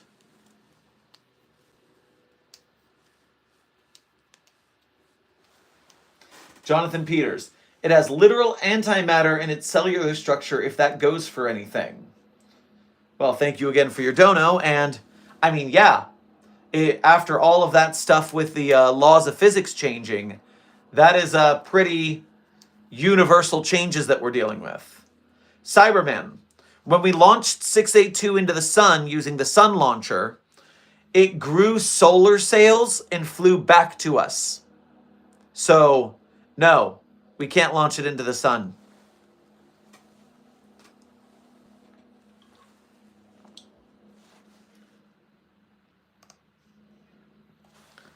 So my hour and a half mark, our 90-minute mark hypothesis, is that I believe, I'm still on the fence that I think 682 will win a death battle because it is, what's the phrase I'm looking for? Because I don't think Doomsday can kill it. I don't think Doomsday can kill it, and therefore, the question becomes, can 682 kill Doomsday? And the way it's adapted before, I think it needs a stimulus to adapt, so I don't think it can just pull out any power. Well, it does. So, we'd have to come at it with a baseline 682, because let's imagine it's been contained for 2 weeks, and it's lost its hypnosis powers. It doesn't hold on to powers forever. So that means that with a baseline 682, the adaptations it would get are poison proof. It would keep its regeneration like Wolverine. It could probably grow piercing proof scales. And I don't think we've seen it get a offensive capability yet, have we? 682 has yet to form an offensive capability. I mean, well, it got the ability to use the hypnosis that was used on it, so it can take what you use and use it against you. So that means it's going to have poison spikes and punching. So I don't think 682 can kill Doomsday, but I don't think Doomsday can kill 682. But I do know, Doomsday is stupid, and 682 is intelligent.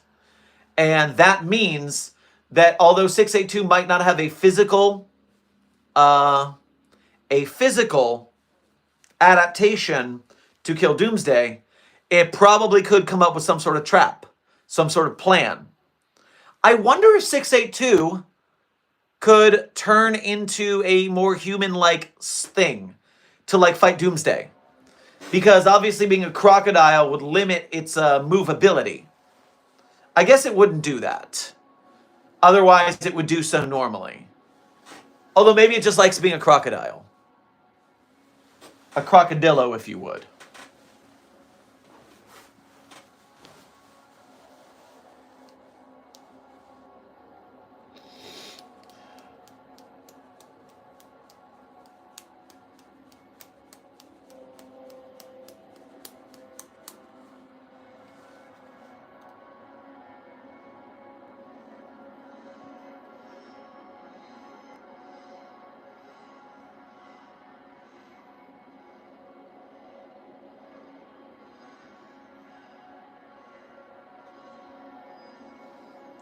Charger, good to see you in the chat. Thank you as always for being a member.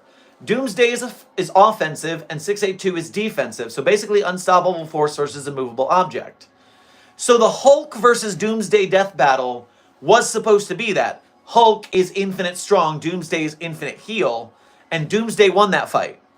So if they flip it like that, then probably 682 would take it in their eyes.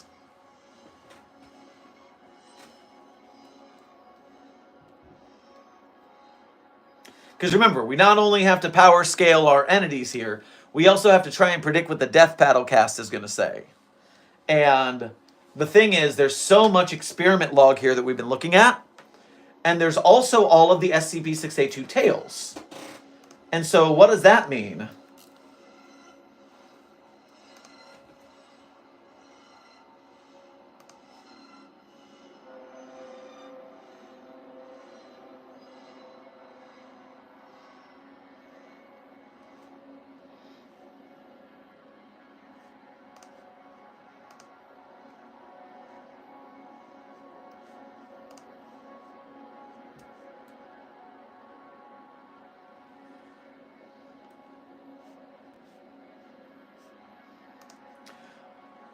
All right, let's take a break from 682's testing log and check out the tales. How many tales is SCP-682 in? I know it's probably a lot. Oh, Jesus Christ. Oh, bread Jesus, help me. Vor Jesus, protect me from this. Oh, where is Jesus when you need him? Get me Uber driver Jesus to get out of here. All right, so 682 has 1, 2, 3, 4, 5, 6, 7, 8, 9, 10, 11, 12, 13, 14, 15, 16, 17, 18, 19, 20, 21, 22, 23, 24, 25, 26, 27, 28, 29, 30, 31, 32, 32, 33, 34, 35, 36, 37, 38, 39, 40, 41, 42, 43, 44, 45, 46, 47, 48, 49, 50, 51, 52, 53, 54, 55, 56, 57, 58, 59, 60, 61, 62, 63, 64, 65, 66, 67, 67, 67 tales. There's 67 tales for 682. Now, all of them are not about 682. Sometimes he is just mentioned. Like in Quiet Days, which is when all anomalies cease to be anomalous one day, so the Foundation can just retire. It's mentioned that 682 is dead. But that's like a one-line mention of 682. So it's not like the whole tale's about him.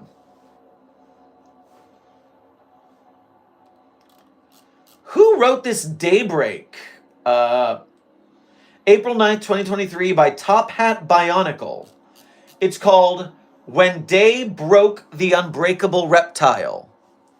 When you're assigned to SCP-682, they tell you there are 3 laws of nature that you must believe. 1, there is no such thing as immortality. Everything will die eventually, be it from murder, accidents, or just old age. 2. Everything has a weakness. If everything can die, then anything can be made to die. Anything can be killed. 3. Under no circumstances can you believe, even for a second, even subconsciously, that SCP-682 can't be killed. Of course, those apply more to the researchers trying to terminate 682, but I still believe them wholeheartedly. I wasn't there to try to terminate 682, though. I am, or was, a psychologist sent in by the Foundation to study the reptile and make a psychological profile of it. Essentially, I was trying to understand how the mind of pure destruction and hatred worked. It was part of a new initiative in the Foundation trying to improve the containment procedures of sentient SCPs through understanding them psychologically, and maybe even find a way to make them more complacent and reduce the number of attempted breaches. Alright, so psychological profile of 682. On that day I stood in We'll never know, because one day the sun decided it wanted all life on Earth dead too. On that day I stood in disbelief in a doorway just barely out of the reach of the sunlight, staring out into the sun-bleached world. Heat charred the bare earth. Reds and oranges danced and pulsated where the once greens and blues were. Friends and co-workers were melting, turning the landscape into a nightmare surrealist painting, yet all I could stare at was 682. Flesh melted off the reptile's back almost as fast as it could regenerate it, maybe faster. It smelled like burnt, rotting flesh and hatred, and sounded like tar bubbling and boiling in the deepest pits of hell. What terrified me in that moment, more than the containment breach, more than the melted people around me, more than the hateful sun, was that no matter what adaptations it tried, the reptile was still melting. And despite myself, despite everything I'd held in faith and worked for, despite the 3 natural laws that I'd held higher in any regulation, rule, or religion, I couldn't believe it. I couldn't believe that SCP-682 was dying. After several failed adaptations, 682 resorted to piling the already melted flesh on top of itself and curling up as small as possible in an effort to avoid being exposed to more light. It huddled under the mass of wiggling flesh that had melted off its back, even as it seemed the flesh itself was trying to get away, curled up under an umbrella of its own melted back, shying away from any sunlight that threatened to touch it. 682 almost looked scared. The reptile must have noticed me staring at it, because it then did the one thing I'd wanted it to do for weeks. It spoke to me. "I don't want your pity, human." It turned to look at me, ignoring the sunlight melting the tip of its snout to do so. "Aren't you happy? You finally found a way to kill me. Isn't that what every disgusting human in this wretched place wanted?" "Not like this," I finally found my voice. "All I wanted, all the Foundation ever wanted, was to protect humanity. Killing you at the cost of humanity itself, that's not a victory. That's the worst defeat we could have had." Then my anger rose along with my voice. "Aren't you happy? Almost every living thing on Earth is dying. Isn't that what you wanted?" 682 may have chuckled, or maybe it was just the boiling of melted flesh, but even through all that heat, the reptile's voice still sent a chill up my spine. "I know death. I revel in death. I want death for every disgusting creature that lives. But this," 682 snarled at the flesh, hissing like a snake, "this is worse than death. Worse than life. Worse than anything either of us could imagine. Even for something as revolting as you, this is not a punishment I would wish." So, 682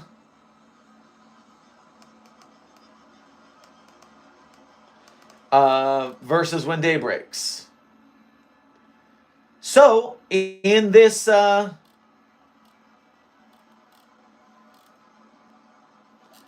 tale, when day broke the unbreakable lizard, we assume that 682 does get defeated by when day breaks. So that is something. That is something that 682 could not adapt to. Okay, so not only did we know that the hateful star was able to nuke 682, but now we add when day breaks to the wiki canon deaths of 682.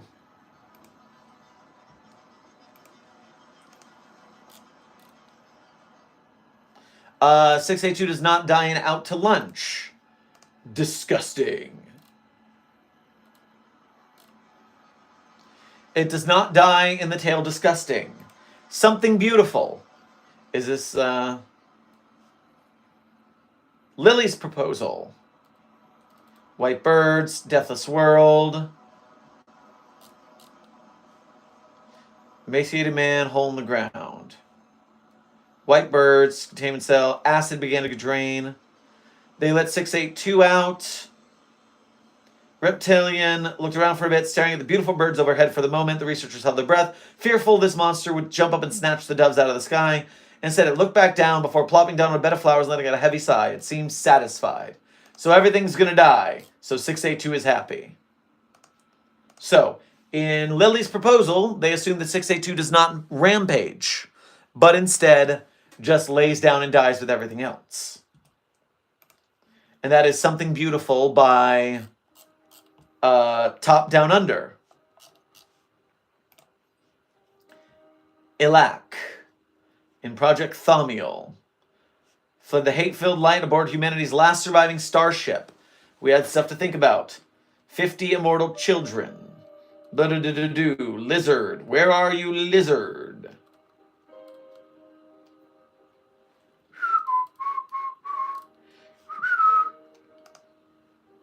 I don't see the lizard in this tale by skimming.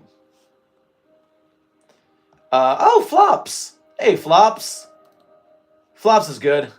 We like Flop stories.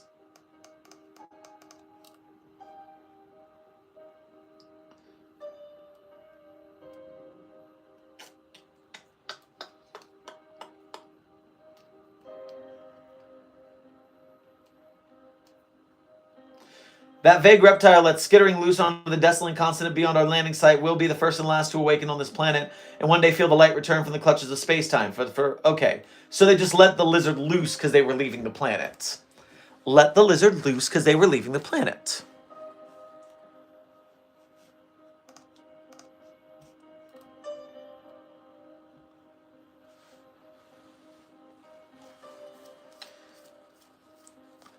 Remember to like the stream, people. We have over 900 viewers and 240 likes, so hit that like button. Try and catch it up.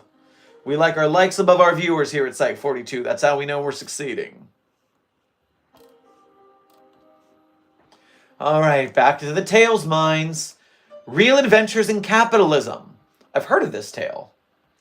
Boss Lady, Isabel, Buffalo Beach, Cryogenic Heist, Jeremy, Find the Shark, Green Heart, Terrible Fate of Mr. Red, Big Crunch Factory Road Trip, Pit Stops, Red Planet Blues, Maximum Profit. This is a TV show of some kind.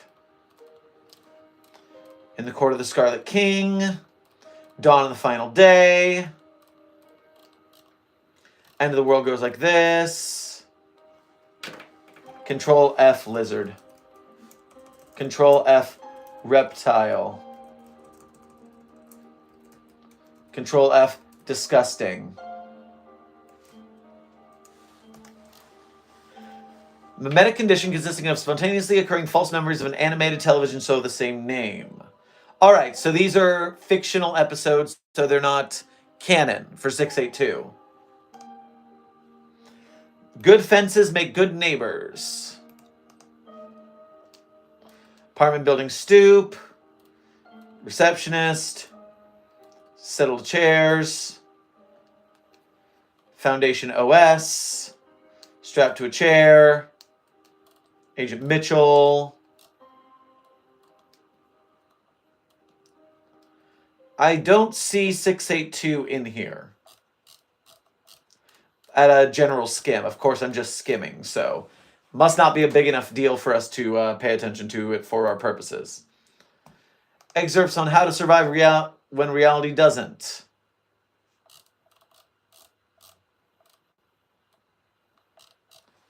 Control F. Lizard. Control F. Reptile. Control F. 682. Yes, he really rode 682. Yes, he really got a water bottle stuck on his dick. The question remains, can he ride 682 with a water bottle on his dick? In case you're unfamiliar, that is Dr. Clef talking about Dr. Kondraki, who, as you just heard, did ride 682 and did get a water bottle stuck on his dick. Those are both Dr. Kondraki feats, though. They're not 682 feats. So we don't worry about those. Oh, and Excerpts from How to Survive When Reality Doesn't by Alto Clef is written by Dr. Chandra.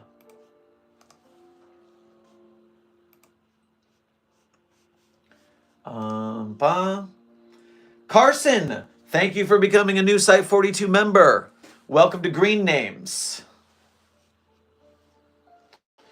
What about 6666 versus 682? Well, nuclear-powered gamer, I am unfamiliar with SCP-6666, but since you threw me a dono, I'll go look at it real quick. Colossal botanical entity located in the Amazon rainforest. It's a long boy. Inverted, suspended by considerable root system. Floor of the cavern covered in thick biomass.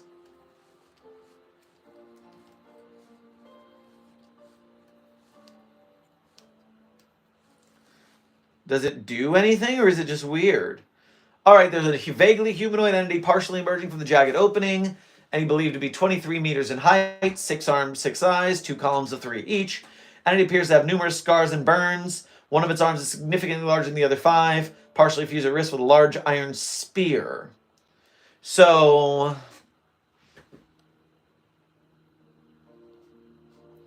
localized biological regeneration. Does it attack people? Or does it just hang out there?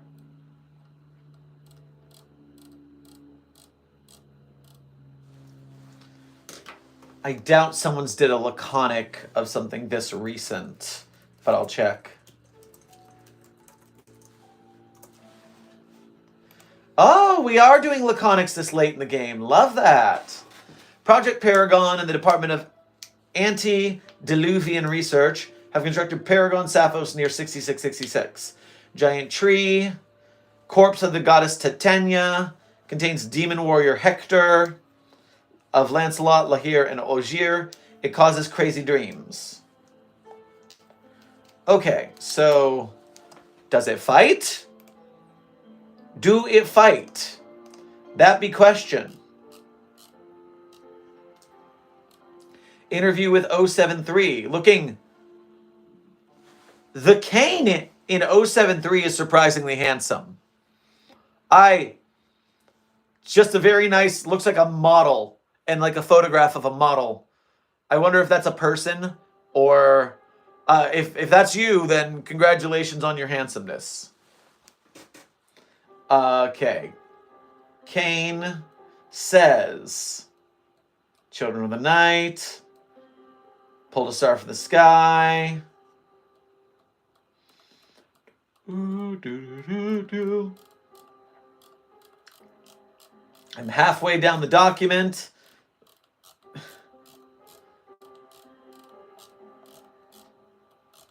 This is normally why I prefer shorter SCPs.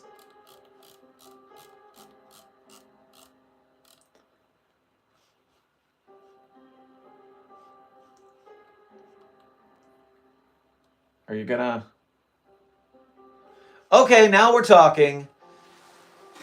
Coffin rolls on back. Same stretched laughter as heard previously by other members. Walking away from slab towards tree line. Steps in tree. Sound of laughter. Equipment begin to act erratically.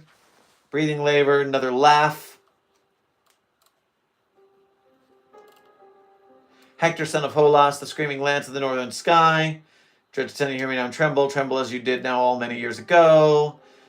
You will do this, demon, because I have demanded of you. I'm Hector, divine fire of my lord's perfect will. Answer me now, dread Titania. Pull the remaining 3 arms from the interior of the tree, using all 5 of its free arms and spear for leverage. Grab both sides of the opening and pull them away from each other. Loud crack, the trump of 6666 split open and once again began to discharge a thick, dense cloud of toxic particulate into the cavern below.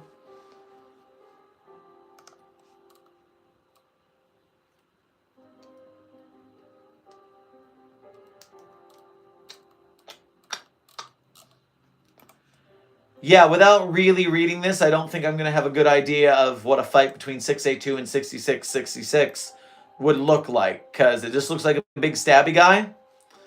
And if that's the case, 682 will not be stabbed. Carson, also thank you for donating after joining as a member. Double thank you. Make sure to grab yourself some crab legs on your way past the commissary. And yeah, my mom got me this jacket because my black one and white one were not festive enough. I can't wear it in videos where I do green screen because it's got green on it, but we love a good fashion arc. We love a little fashion and stuff like that. Plus, while I am not gay, we support the gays, so let the gays be awesome. I'm just going to wear rainbows for fun. We always do be peacocking with our fashion life, that's for sure. Hawaiian shirts, colors everywhere. Stand out above the crowd, even if you got to shout out loud. All right, Joy to the World. The next tale in the Infinity Tales of 682. You know that termination 10 on 682 we're going to try out? Drop him down a mine shaft. All right, escaped into a nearby orchard, currently hiding in a tree.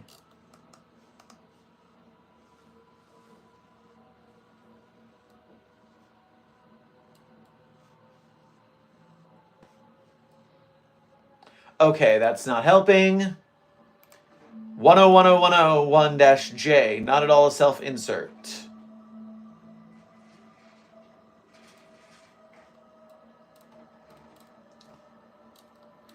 (682) testing.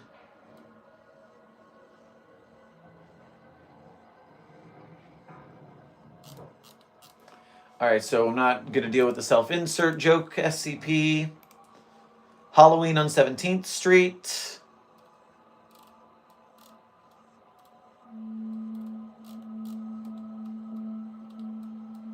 Bum, bum. I'm not seeing anything huge on 682 here.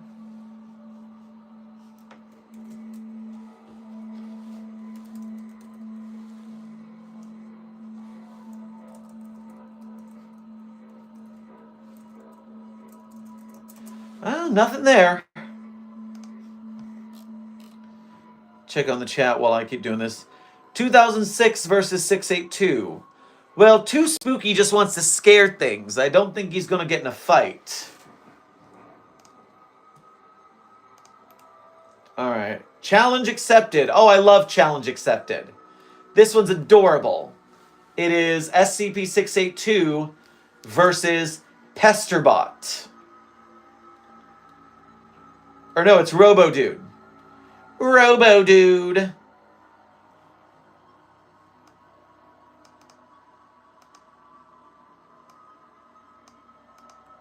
Oh, wait. 682. Do not damage Robo-Dude.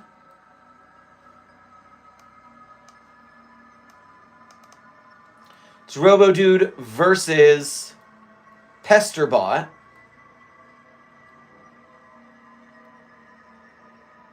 Okay, so that was just the scene set by a 682 breach. Stare.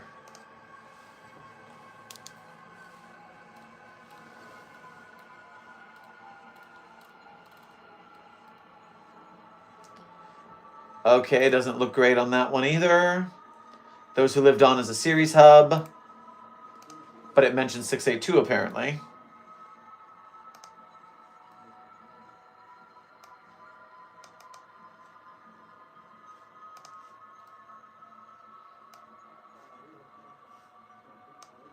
Alright, so that just says that 682 exists in that canon.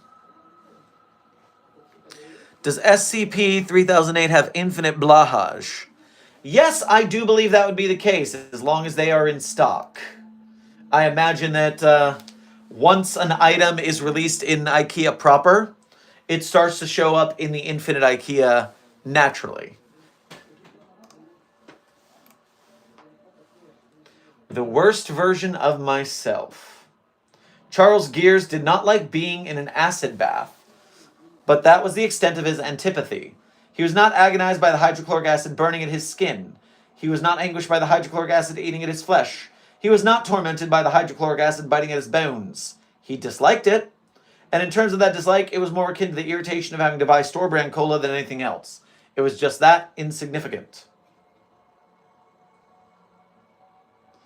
So, Charles Ogden Gears is trapped inside SCP-682. Well, that's a bad day. But it doesn't help us. Habil and Kabil. Habil and Kabil.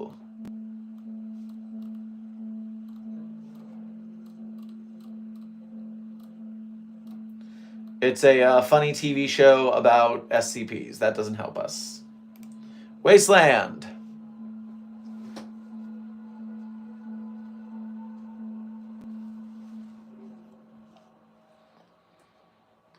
Rock Lizard perked up.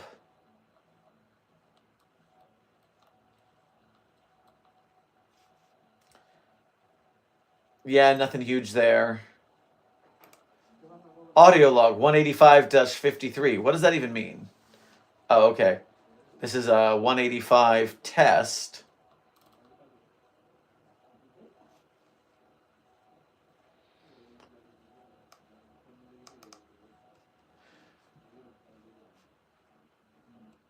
Wait, is this a death battle?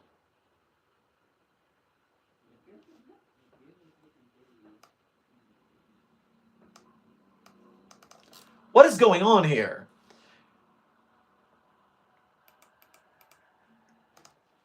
.185 is the radio. Appears to be a Russian radio used during the Cold War, except it is crudely added keypad and LCD screen. Object can receive most radio transmissions, including encrypted signals. Attempts to determine how it can break even the strongest encryptions have been so far fruitless. Seems that if a year is entered in the keypad, the radio will receive transmissions from the specified era, depending on if the messages were being broadcast on the set frequency. So, we tuned the radio to a foundation frequency and the year redacted. Hello, I'm your commentator, Salman Corbett, and redacted pagan with the 4th annual Anomalympics, hosted this year by the Foundation itself in conjunction with the Global Occult Coalition, protecting humanity whether it likes it or not. Let's not be too harsh on Pag. We've also got a few guests from the Chaos Insurgency, agents redacted and redacted, participating in a few events. We even have a few members of the Enigmatic Club from Europe, Marshall Carter and Dark Limited, competing. It's amazing to see the kind of sportsmanship that comes around this time of year, wouldn't you say? Well, it's always good to just place politics aside and have some nice, friendly competition. Unfortunately, the Oriya agents were not able to make it. Some sort of nuclear crisis going on. But let's get started. Alright, so 1,000-yard dash with an Able. Sun launcher signals the opening of the competition. Officials are lengthening the track. Banana peels.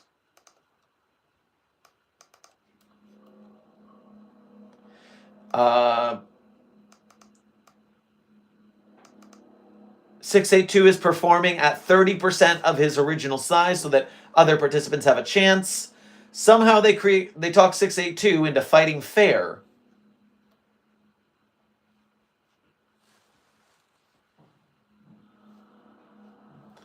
And meanwhile, 096 is wearing 035, which I expressly said we shouldn't do.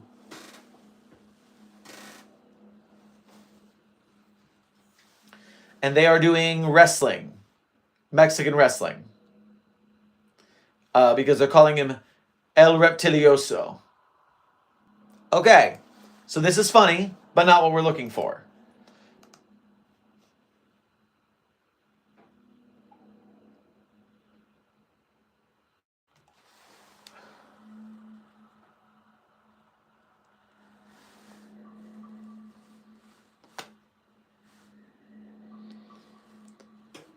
You see, the thing is, I wasn't reading the titles that I was clicking on, because I was just clicking the next one in line.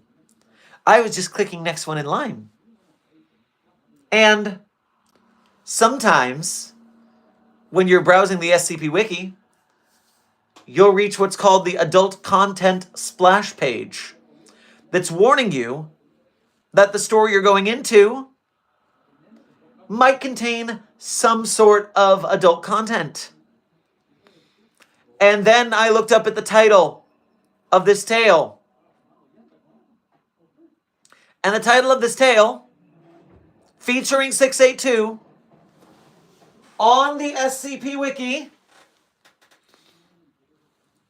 is called Orgy 5 Council 9 Triple XK End of Virginity Scenario.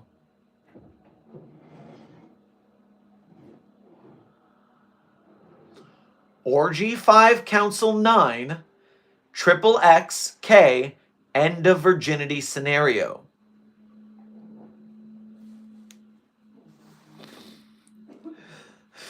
I'm not joking. This is legitimately in front of me right now. It's on the SCP Wiki. You can check for yourself. See if I'm making it up. Would I lie to you? I'd never lie to you. I'm going to press the continue button. Bread Jesus, protect me.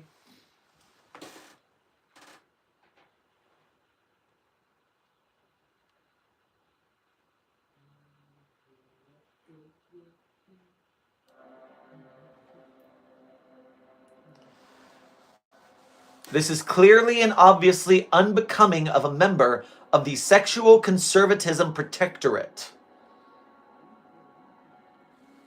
Well, that's one way to use the SCP acronym funnily.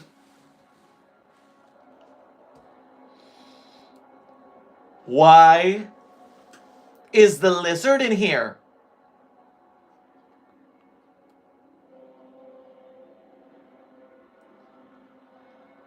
The hard to turn off reptile. The hard to turn off reptile.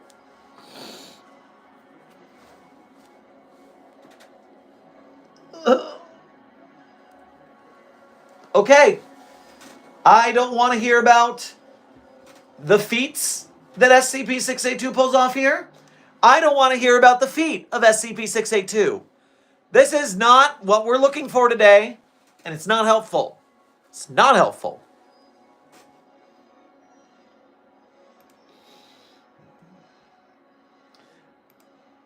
Acquisitions, a Marshall Carter and Dark Tale Act 3.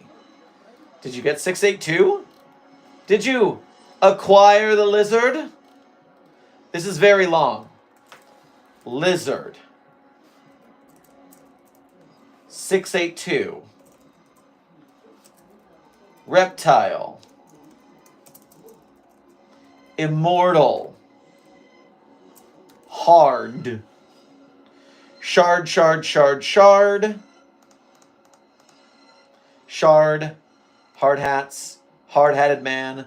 Hard with a chisel. Shard of glass. Thin hard mattress. Kicking McIntyre hard. Push hard on the door. Okay, so that had nothing to do with 682 there.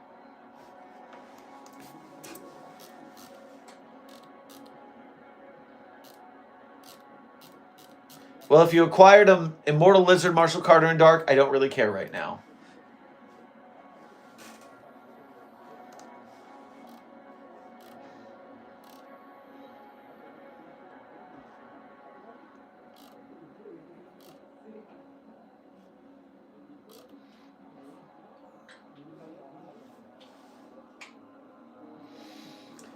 The chat is now caught up with the ridiculous tale title. Yes. We all went through this together. I'm sorry for your pain. I'm sorry for my pain.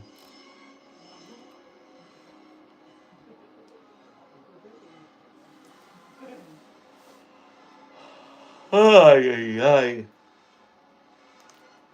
Blackened. Allison Chow was 12 years old when she realized she wasn't human. Chef. Careful. Sorry. Eyes. SCP-8211. Control F. Lizard. Charles Gears, known to the Foundation SCP-8211, died without any final words, suddenly relieved of his guts by a single swipe of the giggling lizard's tail.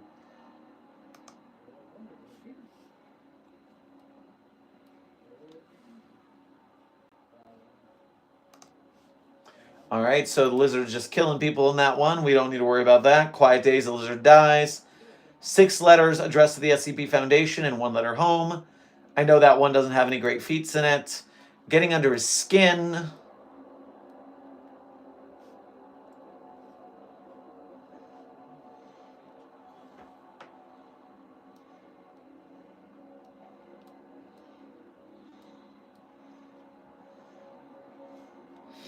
Nothing really huge in there.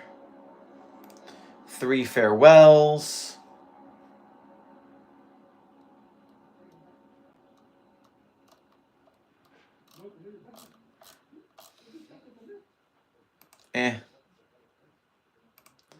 A researcher's tale.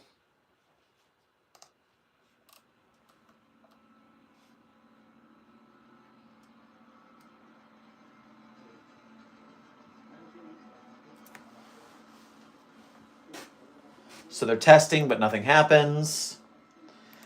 Zin, Kaiju Butterfly Ninja Master. 682, barreled down the hallway, tail swinging to and fro.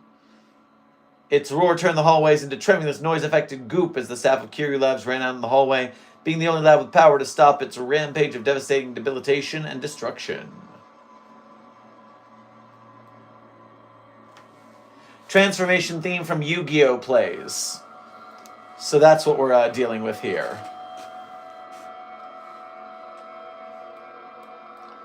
So there's a funny anime SCP fight, so we don't got to worry about that. Scroll Fragment 13Q29. Discovered in Kerman in 1951. Scroll consists of vellum, with Hebrew, Assyrian block text letters written using lampback compound for ink. The fragment appears to have been in poor condition when recovered from the cave, and additional damage to the fragment occurred during recovery by Foundation personnel. Due to the condition of the scroll fragments, reconstruction of the original text is largely speculative. Alright. Historic scroll, fine. 1413. Historic. Demons, Legends, Fables. The serpent roared. It was not a good day. The king, gray flames took his head, stood the gates of Eden. Serpent continued its cursing, damn you, I swear that you. The king crushed it under his paws, bones snapping under his weight. Silence, he said coldly. Crafter number 14 is the decision of myself. Crafters 2 through 13, the citizens of Eden. You are to be stripped of your privileges, erased from all records, and expelled to walk the earth without end. You have given the humans the fruit from the tree of knowledge and sabotaged the entire design. Who knows what will happen now? The serpent's bones began to move back into place, repairing itself. 13. Huesek, they agreed to this? Yes, they did. And I know they have been doing your work for you as you took credit.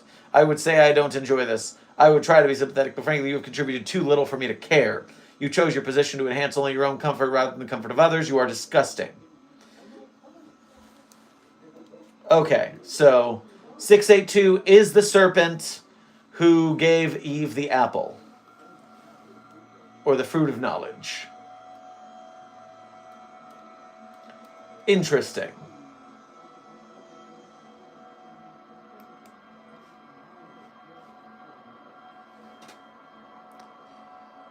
What would the SCP Foundation do if the Purge happened? Well, we're a secret organization. No one knows about us. And the Purge is not anomalous. It's just some dudes in the government doing things. So we would not care. We would not interfere one way or another. Maybe we would take advantage of the no laws to do a bunch of hacking for finances that would get caught on any other day but would be ignored during the Purge. But, I mean, normally we have to cover that stuff up so it's not known anyways. So I don't think we'd even have to worry about that. Oh! We get a whole bunch of D-class. Because if people go missing during the Purge, no one cares. So we get a whole bunch of new D-class.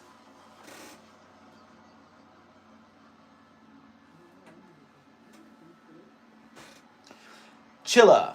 If I recall, in Hunter Prey, Doomsday was adapting instantly, like losing his ear canals to protect against sonic attacks, but I don't think outside the story he could do this. Well, if he only has one story that does that, whereas more often than not it's always SCP-682 like this, then 682 has the advantage on that front. Lizzie the big weird dog.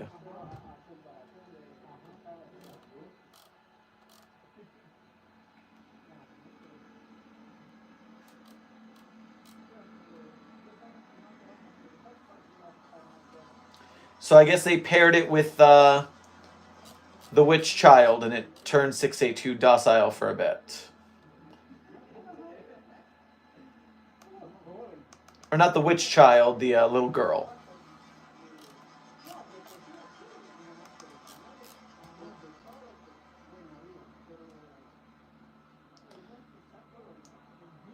Okay. Nothing super there. The happy ending. A possible future. Do-do-do-do-do. Where's the lizard? Do-do-do-do-do. What you doing? Do-do-do-do-do.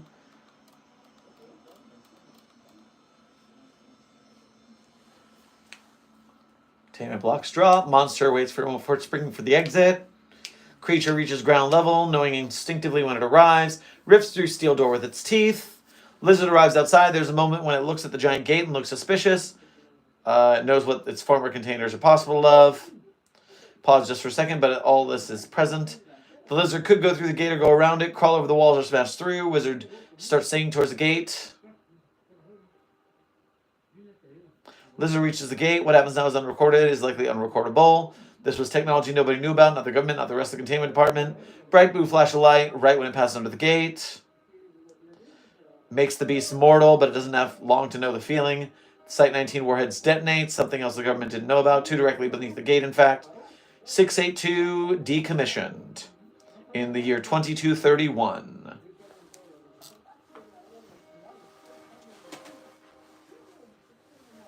Okay, so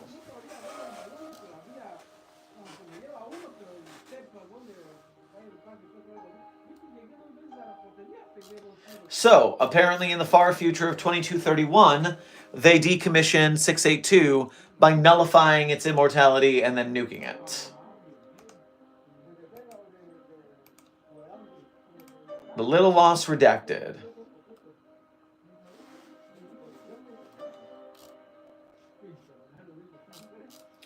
Doesn't look like much is going on in that. Reality Innocence, knee deep in the Keter.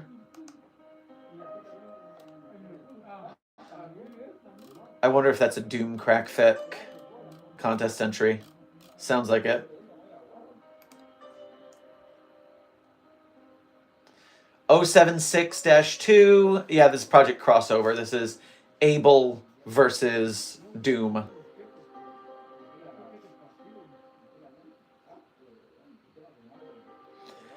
The doors flew open with his mighty kick. Abel! SCP-682 roared from the Black Throne with a voice that was a scratch on the universe itself. I fucked your mom! Abel could not summon a sword big enough. So, what have we learned, class? We've learned that, yes, 3-bit Ryan versus Doom as in Doom Guy. So this is a world where... So the Project Crossover contest was a fan fiction style contest where you crossed over the SCP with some other fandom. I know there was an SC Pokemon episode. I know they did SCP Gravity Falls. And now this is SCP Doom. And we have learned that 682 shagged Abel's mom.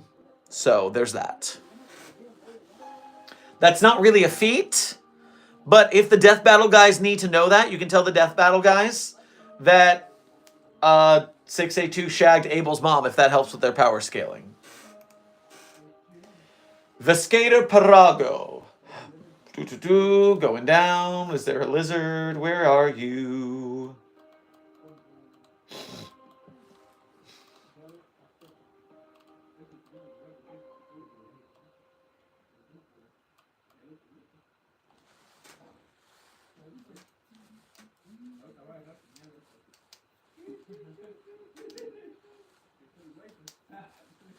Oh, that's a joke. Oh, that's a joke. Snuggle, cuddle, and protect. The Mean Dragon.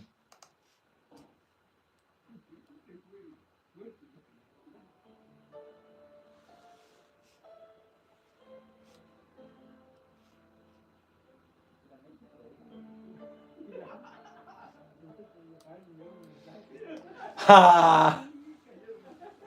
The following document was recovered by Agent Redacted following a vacation in Florida. It's a poem about 682. And once the childish poem of 682 is done,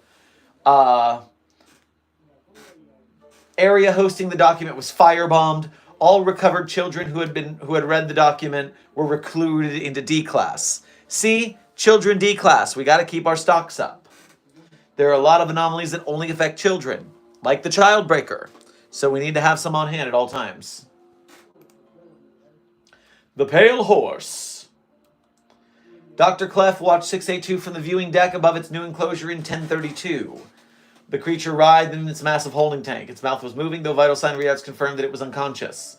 Through the new acid mixture, you could still see it rapidly regenerating, but the mix was working excellently in combination with the K103 particle bombardment and the chemical cocktail regularly injected into the creature's veins by darts fired from slots in the inner tank. Clef wanted this containment to work perfectly because he was so goddamn tired of 682.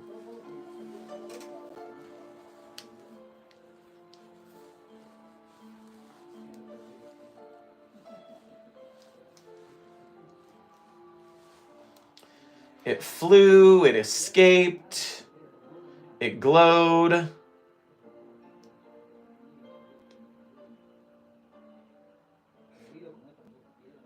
He did something that, Clef did something that awoke 682's true nature.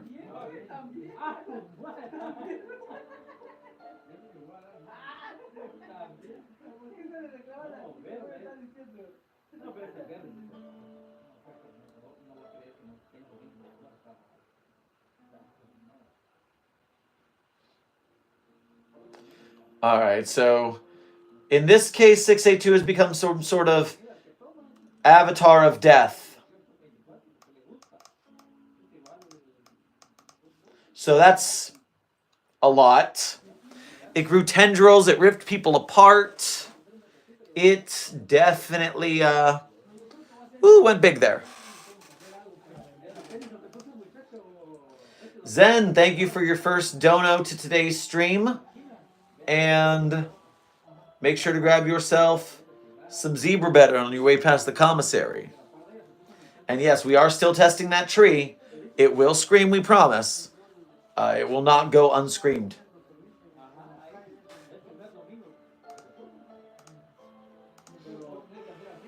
Oh my god, there's some more. Sparkle Spectacular. Those you leave behind. The Warrior and the Dragon. Doody-doody-doo.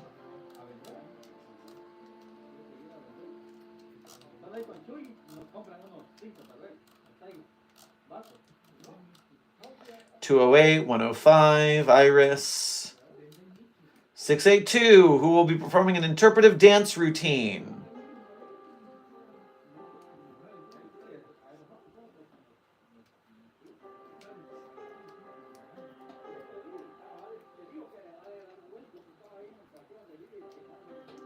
(682) was shredded by an instance of 1048.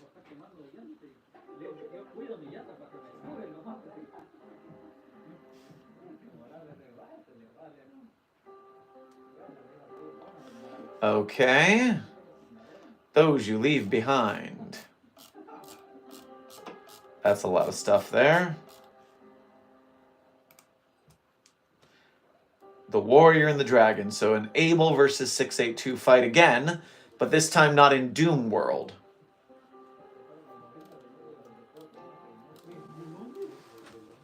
So they fight. Pretty straightforward.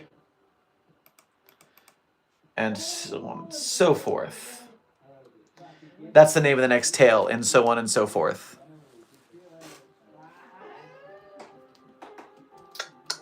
Where is our lizard? He was terrified of 682. He would admit that. No, that's okay. So it mentioned 682, but it doesn't use 682. The last best hope. Da da da da da da da da. Nope, that's not going to help. This is called Kill 682.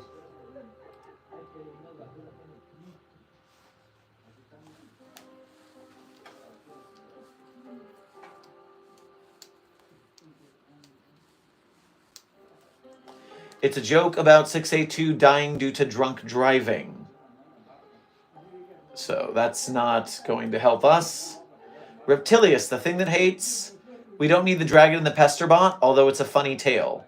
I enjoy the dragon and the pesterbot story a lot. We have a recording of it here at the Site 42 YouTube channel. So if you want to listen to me read that with voices and 682 and pesterbot's discussion, pretty funny. Reptilius! Reptilius! I don't see anything fun there. Have you found out if SCP-4521 screams yet? Well, Broken Clover, first of all, grab yourself some bread on your way past the commissary. And yes, we know it screams. It's just not right now. But it's going to. Don't worry about it. Poo-poo-poo, tall man, survivor, mechanical, wise one, great mass, great hive, universe.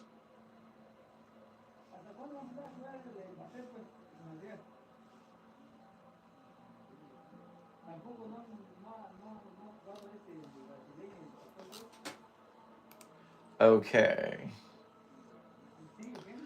Le Fou d'Avril, a chance encounter, follow the Keter.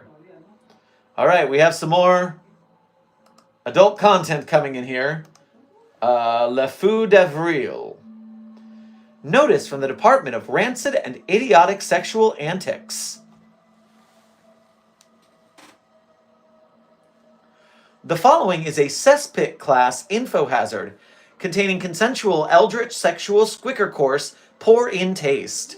It is not to be read by anyone at work, anyone at home from work, or anyone, but mainly anyone at work.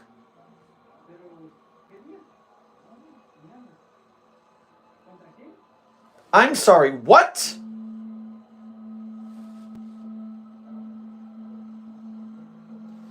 Oh, Jesus!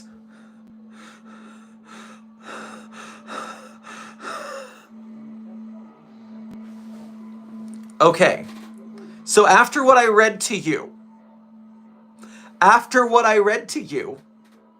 I'll tell you what I read after what I read to you, because I scanned it. I scanned it to see what might happen, to see if I could get any intel on the feats, the feats of strength, not the feats of the end of the legs, the feats of strength for the lizard.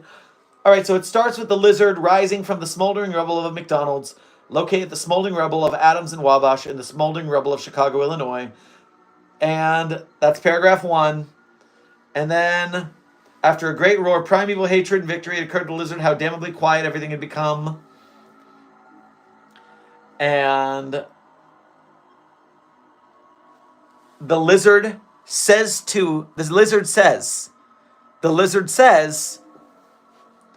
"You got what you wanted, Sherman," said the lizard to itself. "Why aren't you happy?" What do you mean, lizard? You got what you wanted, Sherman. What does it mean by that? Why is my name in here? What is happening? And I was worried because sometimes people code wiki.funny and they'll insert it so that it's your username. So your wiki.username can end up in stories sometimes, and it's a great little surprise. But my username on the wiki is the Sherm.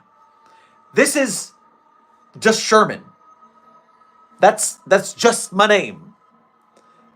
And okay, and then there's a footnote. And I said, okay, what's the footnote say? Footnote 1. The lizard's name is Sherman McGillicuddy Jr. I saw its birth certificate. You're telling me there is at least one canon name for SCP-682, and it's Sherman McGillicuddy Jr.?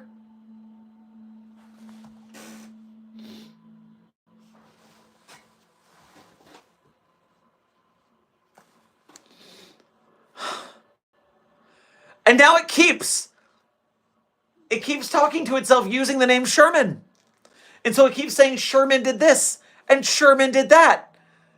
And I've already passed the adult content warning, so I know everything in this story with adult content is going to have the name Sherman attached to it. I'm dying. I'm dying inside. Oh no. Oh no.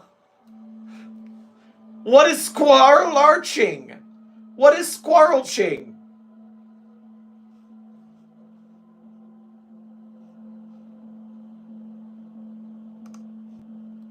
Oh God. Oh no. Oh no. Why?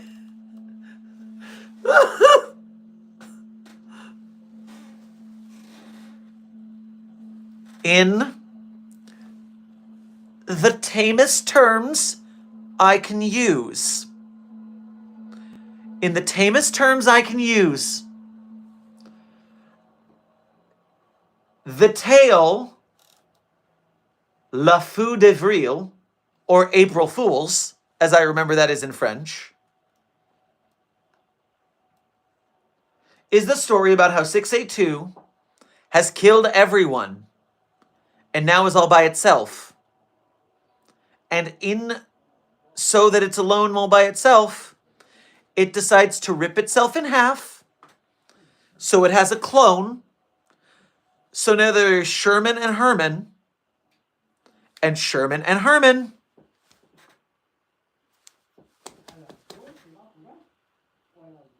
And that's the whole rest of the story.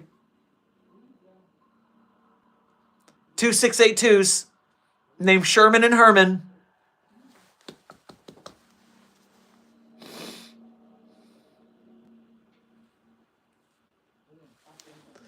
This is the April Fool's joke article from Dave U. Fool. Excellent artist. Love his Neverstone books. Great SCP author. And he wrote this April 1st, 2017.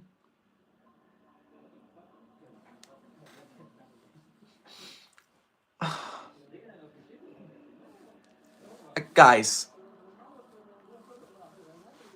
All right. We've been here for now 2.5 hours. We have run through so much SCP-682 lore. We have checked so many feats. And so in summary, I don't think I've learned anything that changes my opinion that we started out with, which is I think 682 has the better healing factor / adaptation file. Now Chilla is currently in the chat verifying that Doomsday apparently kept their ability to instantly adapt, which means that both of them have that same instant adaptation. But my belief is that, first of all, 682 had it first, so they have dibs and they're probably better at using it. And B, I'm a-thinking that I don't think Doomsday has enough. I don't think Doomsday has enough offensive options or enough ability to plan compared to 682. So if it were me, I would bet that 682 would be the victor of this fight because it could trick Doomsday in a way. But yeah, I think Death Battle Cast. I bet you Death Battle Cast is going to start with the meme version of 682 where it's just unkillable. But they might have done some research in 2 times when it did die. And if they pull up the Hateful Star, Doomsday can't do the Hateful Star. If they pull off when day breaks, Doomsday can't daybreak.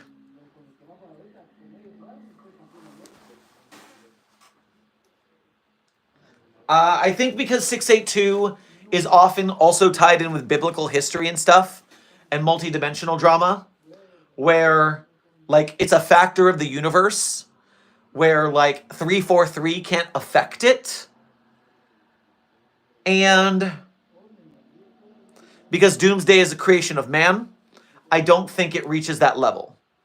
Maybe that's where Death Battle will go for it.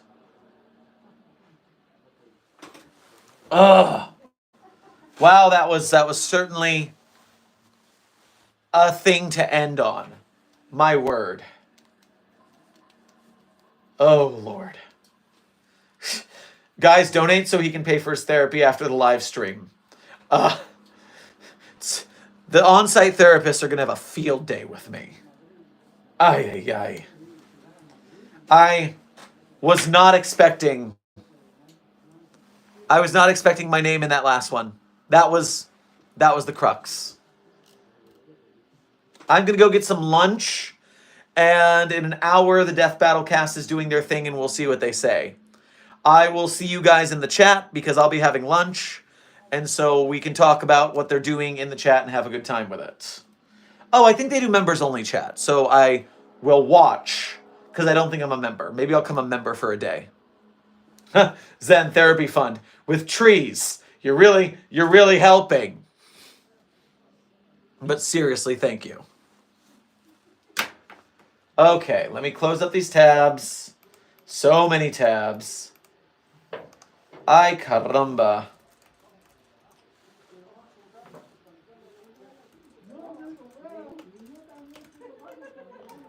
Oh yes. And just the last thing I'm going to say about this trauma before I sign off, in case you're... So you don't have to go witness this yourself. Once Sherman clones himself into Herman, both unkillable lizards named Sherman and Herman say, "My own clone! Now neither of us will be virgins." This is what we're dealing with on this website. Some people take SCP really seriously, and they treat it like it's a Bible or gospel or something. No.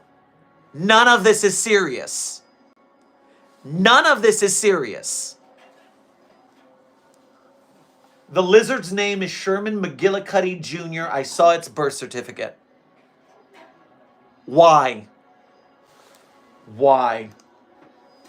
And so with that, I will end this stream how I always do. Number one, by saying my favorite SCPs. Now remember, these are not the SCPs I wrote, because that's cheating. Of course I love my own SCPs, I wrote them. But if you want to see my SCPs, you go to the link in all of our video descriptions. It's beacons.ai/site42. That is our support link that has all of our crowdfunding, so Patreon, become a channel member. It has my SCP Wiki author page, so you can read the articles I've written and or done voice work or sound effect for on the wiki proper. So I hope you enjoy those. If you feel like donating to Site42, either for my therapy or after this terrible thing that's happened to me, or from having to get the tree to scream, or if you want to help us with this move we're going through and get a bigger and better studio so we can have better videos, then I would greatly appreciate it. So would all of the editing staff. But with that, my favorite SCPs, I hope you have your pen ready, are SCP-3999, SCP-3043, SCP-008-J, SCP-Spooky-J, SCP-5175, SCP-5301, and SCP-5320. I'll say them one more time. SCP-3999, SCP-3043, SCP-008-J, SCP-Spooky-J, SCP-5175, SCP-5031, and SCP-5320. Saying goodbye, Carson, thank you again for becoming a member today and your donos. and welcome to your first stream. It's good to have you aboard the Site-42 cause. Ansan, I am pulling up your... I'm going to try to pull up your channel now so I can see that drawing. And in fact, you've been mentioning it for so long, I will do that before I sign off. If I can find it. Because YouTube doesn't sometimes match the usernames to the channels very well. Yeah, like I do not know how to find your channel on YouTube. This system is weird.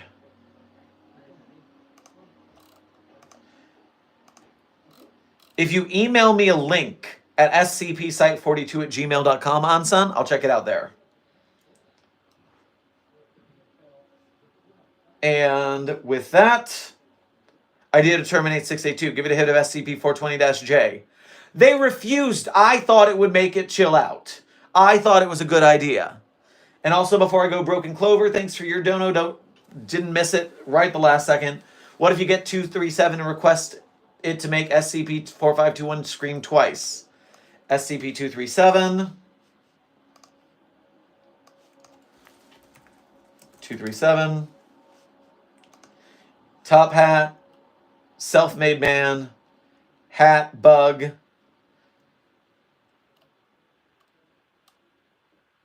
List of instances.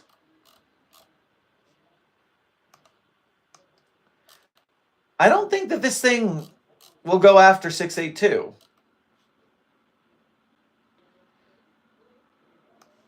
I don't know what that would do. I don't see how this would ever have an effect on 682.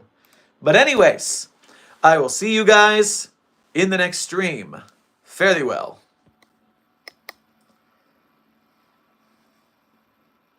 I made it through the wilderness. Somehow I made it through. I didn't know how lost I was until I found you. I was beat, incomplete. I've been had. I was sad and blue, but you made me feel. Yeah, you made me feel shiny and new. Oh, like a virgin, touched for the very first time. Like a virgin, giant lizard clone, when your heart beats next to mine.